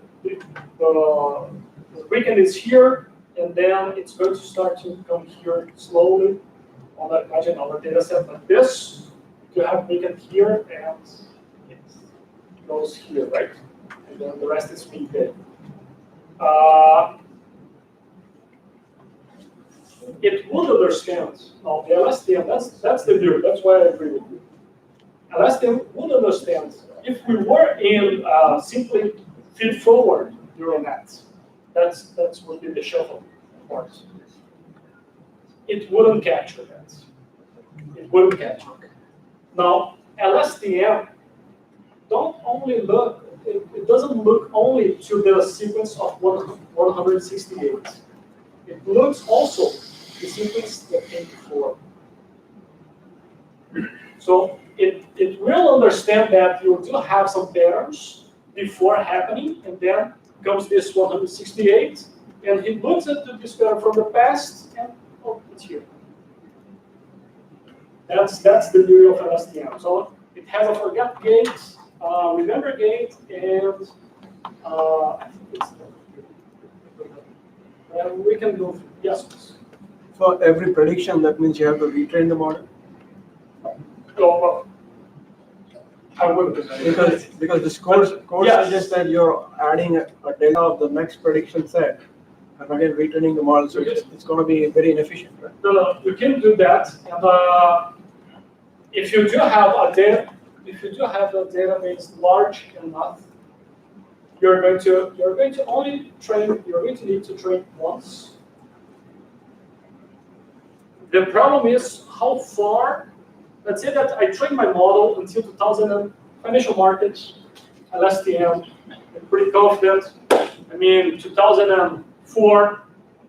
I have data from 2004 until 2007. What I do, I split 2007, leave apart, grab 2004, 2006, train my model, predict 2007. It's June 2007, so it's still good. And then I train my model, it's performing well, I put this into the markets. The data, that's the first step. The first step, whenever you're doing the science project, the data has patterns, and you want to grab those patterns. If you grab data from a different reality, you're going to grab different patterns. So if you train your model in a training set, that when you try to predict years after, the reality changed, you're going to have bad results. So the best way in this case, as I changed to 0.75, so that's almost from 2006, so I do have until 2009, and I have 2010 as test set. I think this will be good. But let's suppose that I was training my model until 2009 and I was predicting until 2011. 2 years in a household, probably life changed a little bit. They have kids. So I'm training in the wrong data set. So I would predict, that's the final point is, whenever you're trying to predict, check if the data set that you are using for training reflects the reality, the underlying factors that affects the data that you're trying to predict. Okay. Question. I think I went to a different direction, right? Yeah, basically, if you look at the other trained models, it generates a model file like H5 file. Okay. And we save that model to use create the prediction. Yes. In this case, I don't see the use of that H5 file. It seems like you're retraining. It's just because I didn't save the model. I didn't download the model. So whenever you save to point H5, it means that you put the model locally. Okay, so you can. So it's whenever you don't have to train it again. I see. So here also you don't have to train it. I can just change the data set. So in this case, I'm using that same model that I trained to predict everything, and not adding information to train again. Okay. Yes, 10 minutes. Okay, so yes, I did this, I did. And that's the model. So the model I chose here is I do have a spatial model. LSTM, I have 50 nodes. Then I have a dense, fully connected layer of 50. And I have to put my input shape. And okay, I use a mean square error loss function and Adam optimizer. And I'm not going to train this, but this will be the train. Oh no, but I changed the 0.7. Let me see what happens. curious. And later, I'm going to go quickly through encoder and decoder, because I think that's definitely that's very very. Good, bad news. Okay, good news. Very good. So what is my expectation here? I don't think we're going to see a lot of changes in this result regarding the results that we had before. It's going to be around 13 something. Probably it's going to be a little bit worse because I diminished the training set, the training size. But I hope that we're going to have a worse result in the best side, which is very honest. But if it does, it's because the previous assumption is correct. If not, actually, this is something that I would like to figure out how that happened. Actually, I think this is normal, but it's fine. Okay, can you find it when you send me a message?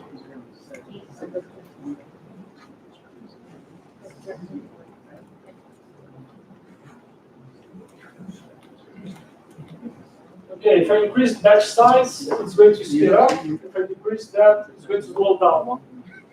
Who here would like to answer why this happens? What? Can you repeat the question again? What's the question? Yeah. Oh, yes. If I increase this guy here, he's going to go faster. If I decrease the batch size, it's going to go slower. Why? Yes, that's perfect. That's usually, this, you have to remember this because that's usually a tricky question if you're going to do some interviews. What is the batch size? And basically, the batch size, I'm feeding information, every single row, feeding to the algorithm, and I calculate a loss, and I do back propagation to update the weights, right? If I do that for every single information that goes, the back propagation, back prop is what takes time. That's the hard part. So batch size is I'm going to feed the first, the second, the third. I'm going to calculate the loss for the first, for the second, for the third. I'm going to add up the losses. I'm going to take an average of the losses after 512, and then I'm going to backdrop. So I only backdrop after 512. So if I decrease this to 156, it's going to backdrop more. Therefore, it's going to be slower. If I increase this, it's going to be faster. All right. Can we do that batch size? But the ramifications, you respond to LSTM batch size. What is one? Is there a ramification? Having too low or too high? I mean, they're collecting What I do? Yeah, just give me a package. I can see that. What is it? Ask again because. I'll ask you again later. I just okay. The best batch size or the best number of nodes, LSTM nodes? What's the trade-off? What's the trade-off if you have a high batch size? Like, will the model accuracy decrease? Like, trade-off if we do have a low batch size or high batch size. Yeah. There's a slight decreases. That's a very good question, and I have an answer. I have to think. This is a question that I have to think further. Why? If I take, let's say that the lowest as possible, it would be wrong, right? Yeah. Okay, so if I have a batch size of 1, every single information is going through, we calculate the loss, we back prop. But imagine that I have weird, have some outliers. When it back props, it's going to try to grab this information and it's going to. They are showing the video, so I'm not going to say, but it's going to make things worse. So if you take an average, Yeah. it dilutes. But again, if we take a very high value for batch size, we are not going to get exactly those different patterns. So there's a sweet spot here. How to find the sweet spot? Is it like a tuning knob? Just increase, decrease, and see how. Like everything here, like every hyperparameter. If you do have a good computer, you're good enough, you do a for loop. Okay. And not go to sleep forever. We go to sleep, go on vacation, just come back. But yeah, but you do have some standards. It's not by random that I put it here. Oh, good news. We have our results. So just coming back, it's not by chance that we have 512, 256. Probably those are the numbers there. You're going to increase a little bit if you have a very huge data set. You're going to decrease if you have a smaller data set. It depends on the size of the data set, and also, it's not going to, look, the batch size is not going to be something that's going to change the result. Don't focus on that. Focus on activation. Activation. Evaluation over there, you want it to be. Yes, but it's worse. Yeah, but if you do 95, you get your loss of top ends up being lower, but that becomes worse. No. I tried it with 95, and I got better on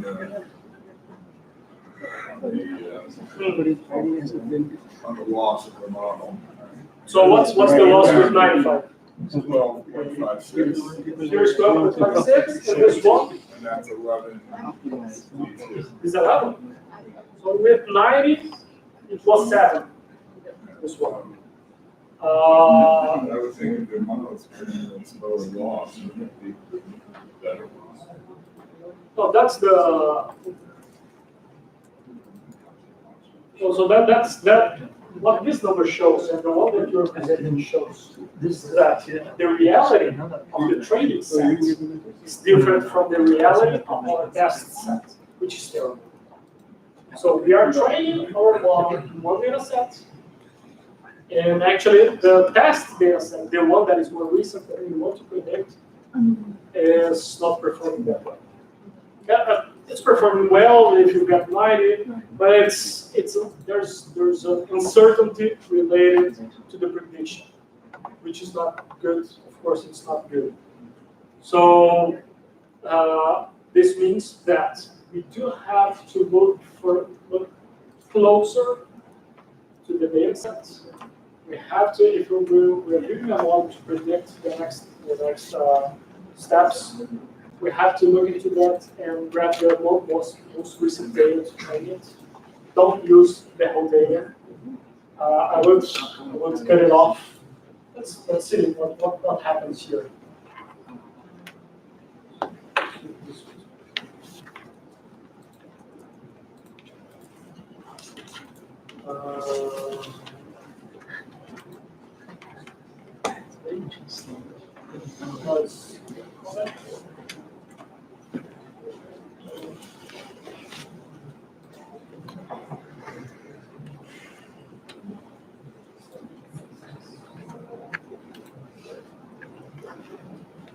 It worked.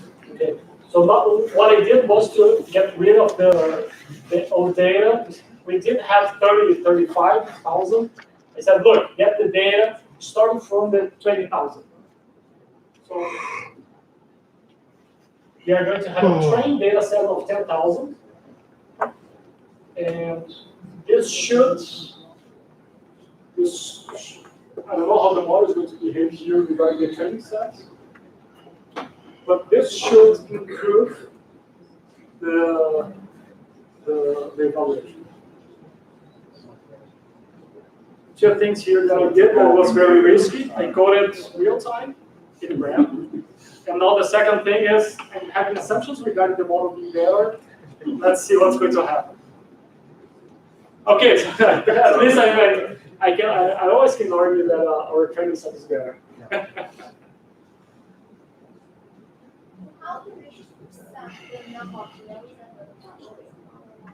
That's a very good question.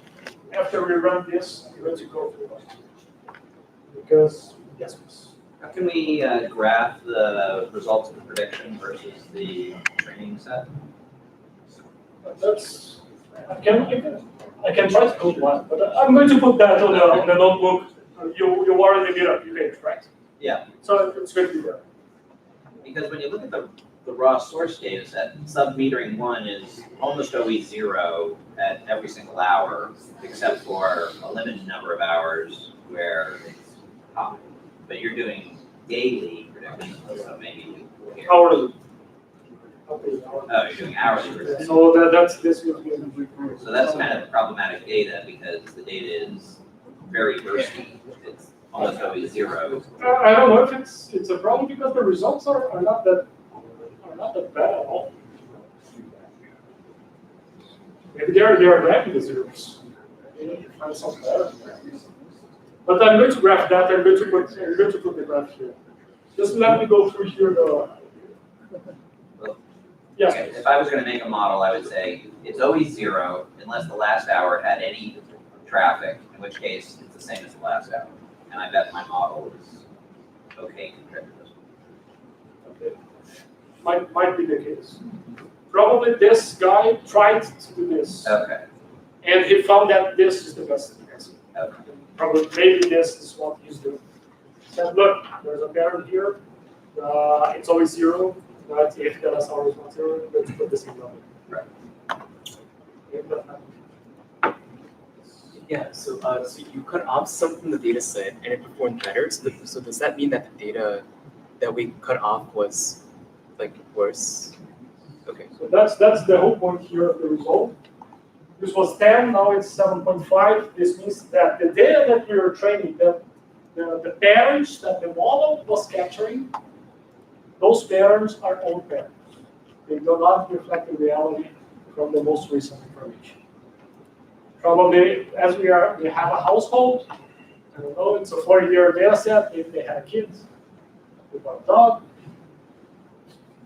something changed. But so we are trained using old data before something happened to try to predict now. So that's the whole point. Whenever you grab a data, you have to make sure that the data reflects the reality that you're trying to predict. That's why in the financial market you just discard data from the prices. Of course, you're not going to predict if there's going to be a crisis, but you wouldn't anyways because you don't have enough crisis data to make this prediction. Right. If we shuffle the data and then carve out the training and the test data, do we get similar output or it will be different?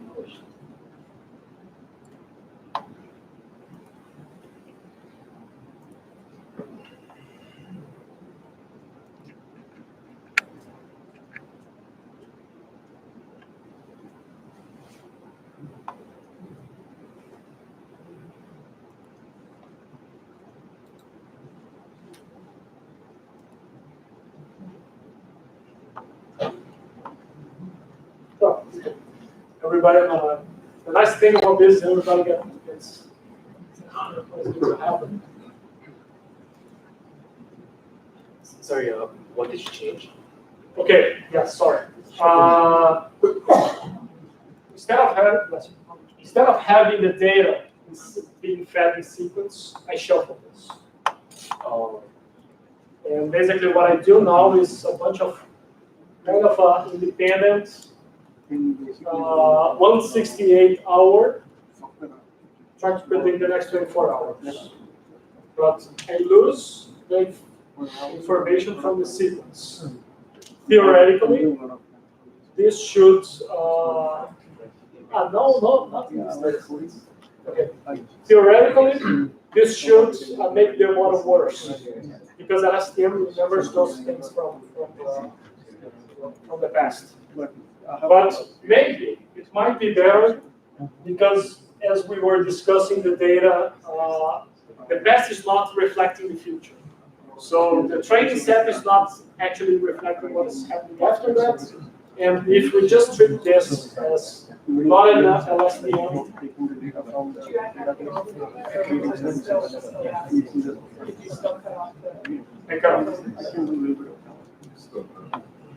it's the same result, right? 45, and then the other was the same, right? Yes. Didn't change. Guys, thank you very much. Yes. You have a question?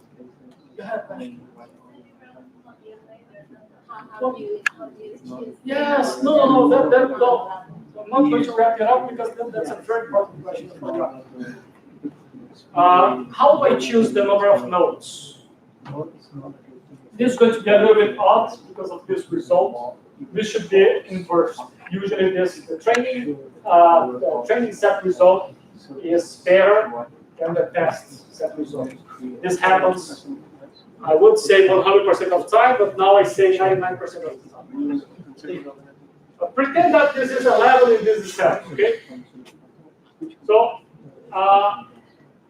the way that we choose the number of nodes means how complex my model is. If I put a lot of nodes, if I put a lot of layers, my model grows in complexity. If I diminish nodes, it's a more simple model. Saying that, if in my training set, I have 7, let's say, I have a result of 7. And on my test set, I have a result of 50. What would that mean? Okay, someone answer.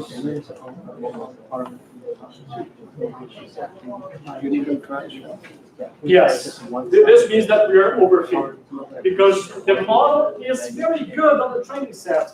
So it stopped grabbing only the patterns and started grabbing the devices, the things that it should. So what should we do in this case? We should diminish the complexity of the model. We should diminish the number of nodes, diminish the number of layers. And you go play with that. Now, if it's the opposite, if let's say that you start to run, you have the epochs, you have here 13, 12, 11, 11. Let's say that the next one is 8, and you stop there. What should you do? So let's say that I have 13, 12, 11, 10, 9, and I stop my model here, and I'm predicting. What should I do to improve the model? Use more epochs, keep training, because actually, epochs, this guy here, the number of times that you go through the whole data set. So I have here 5 epochs, but actually the final result here, I could put a few more, but you can see a very steep learning rate here. It decreases a little bit, but very steep. And here it starts to diminish. I could put 1 or 2 more epochs and it would set. Okay. If this guy here, the training set, is too high, what should I do?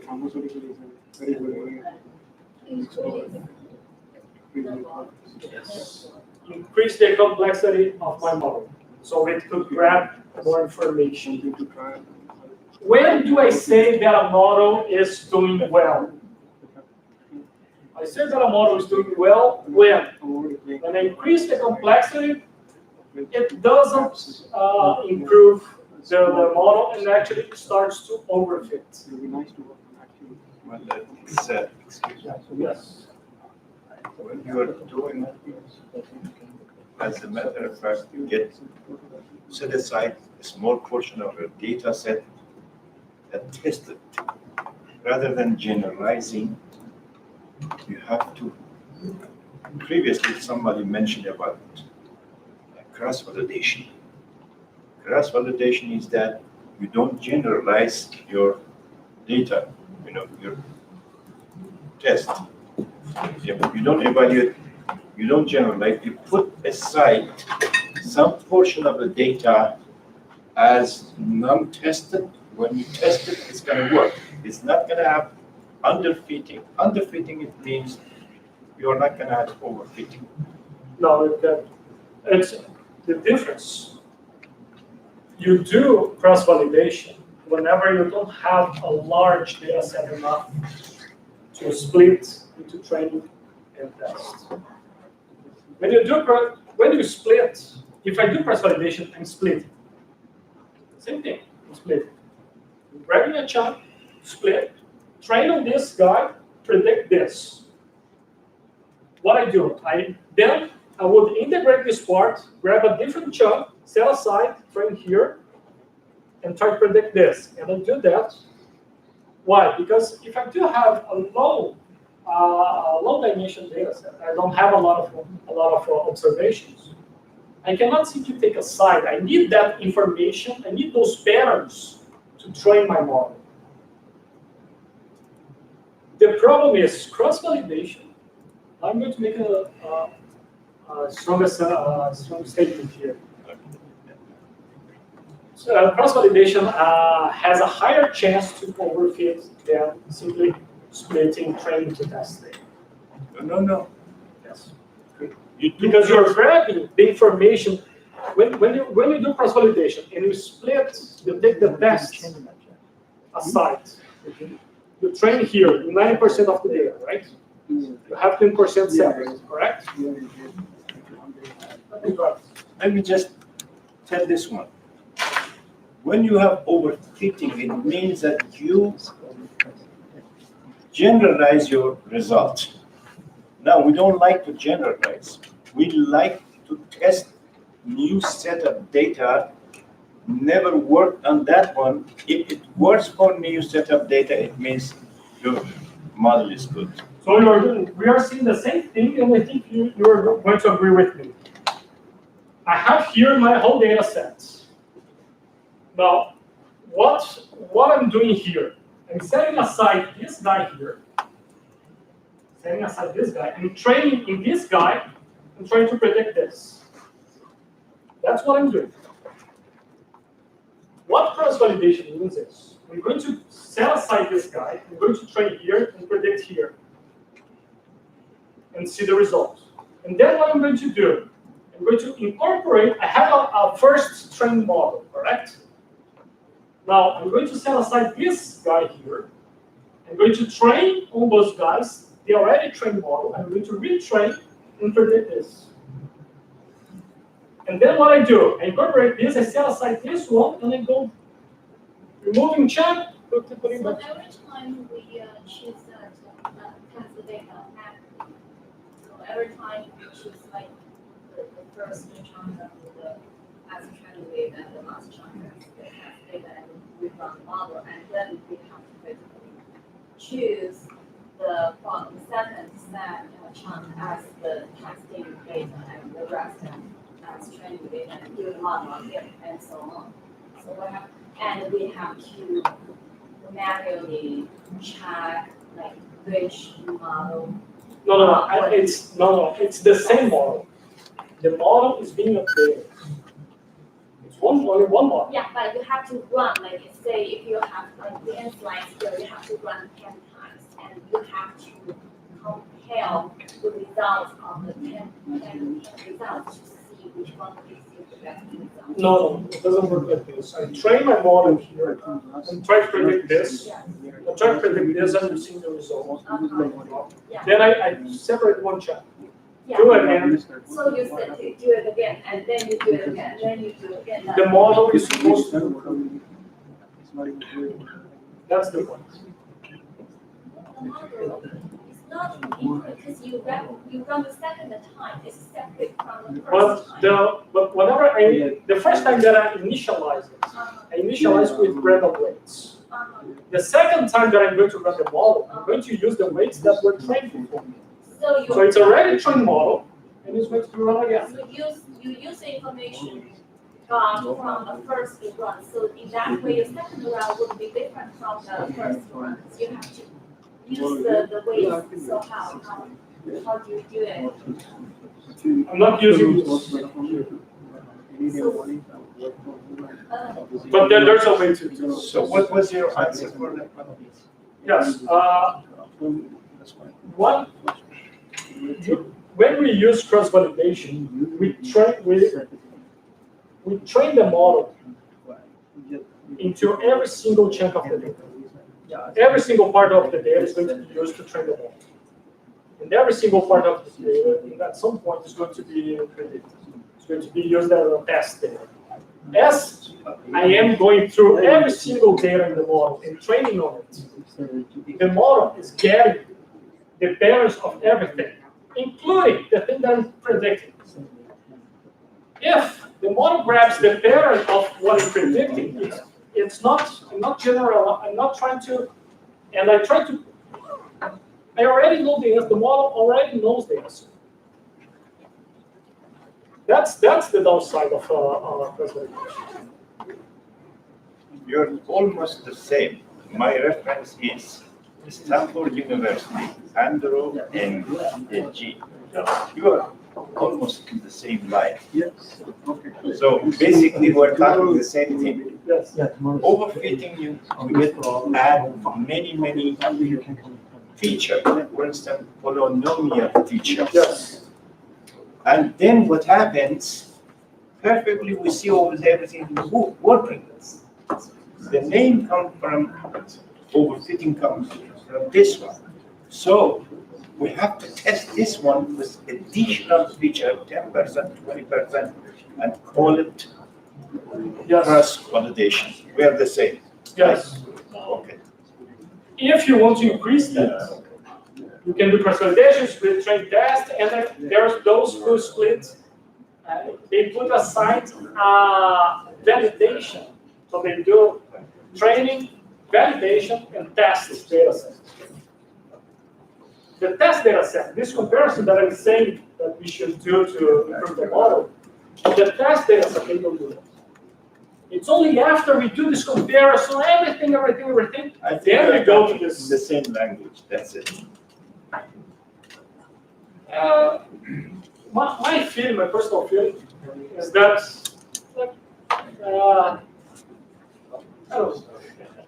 It's good. I don't think it harms unless you don't have a lot of data. If you have a very small number of observations, then you have to not use deep learning. Use some machine learning algorithm. Guys, thank you very much.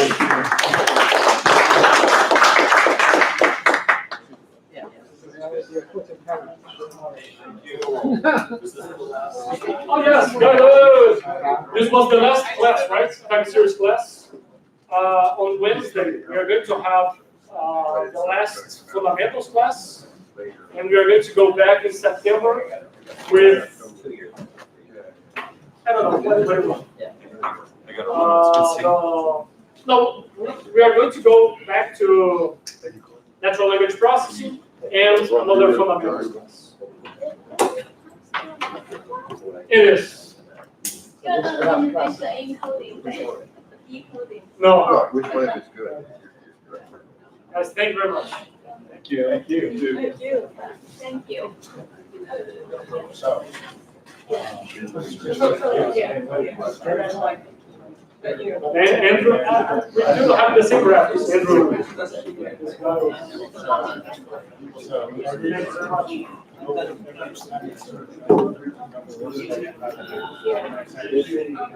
So just end stream.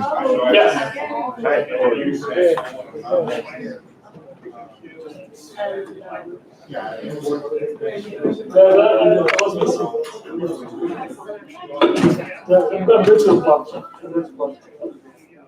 I don't know where I'm going. I think that we're doing a good job here. The problem is the technical part. When I gotta go home and say, oh, the setup is to do this. Whatever you see.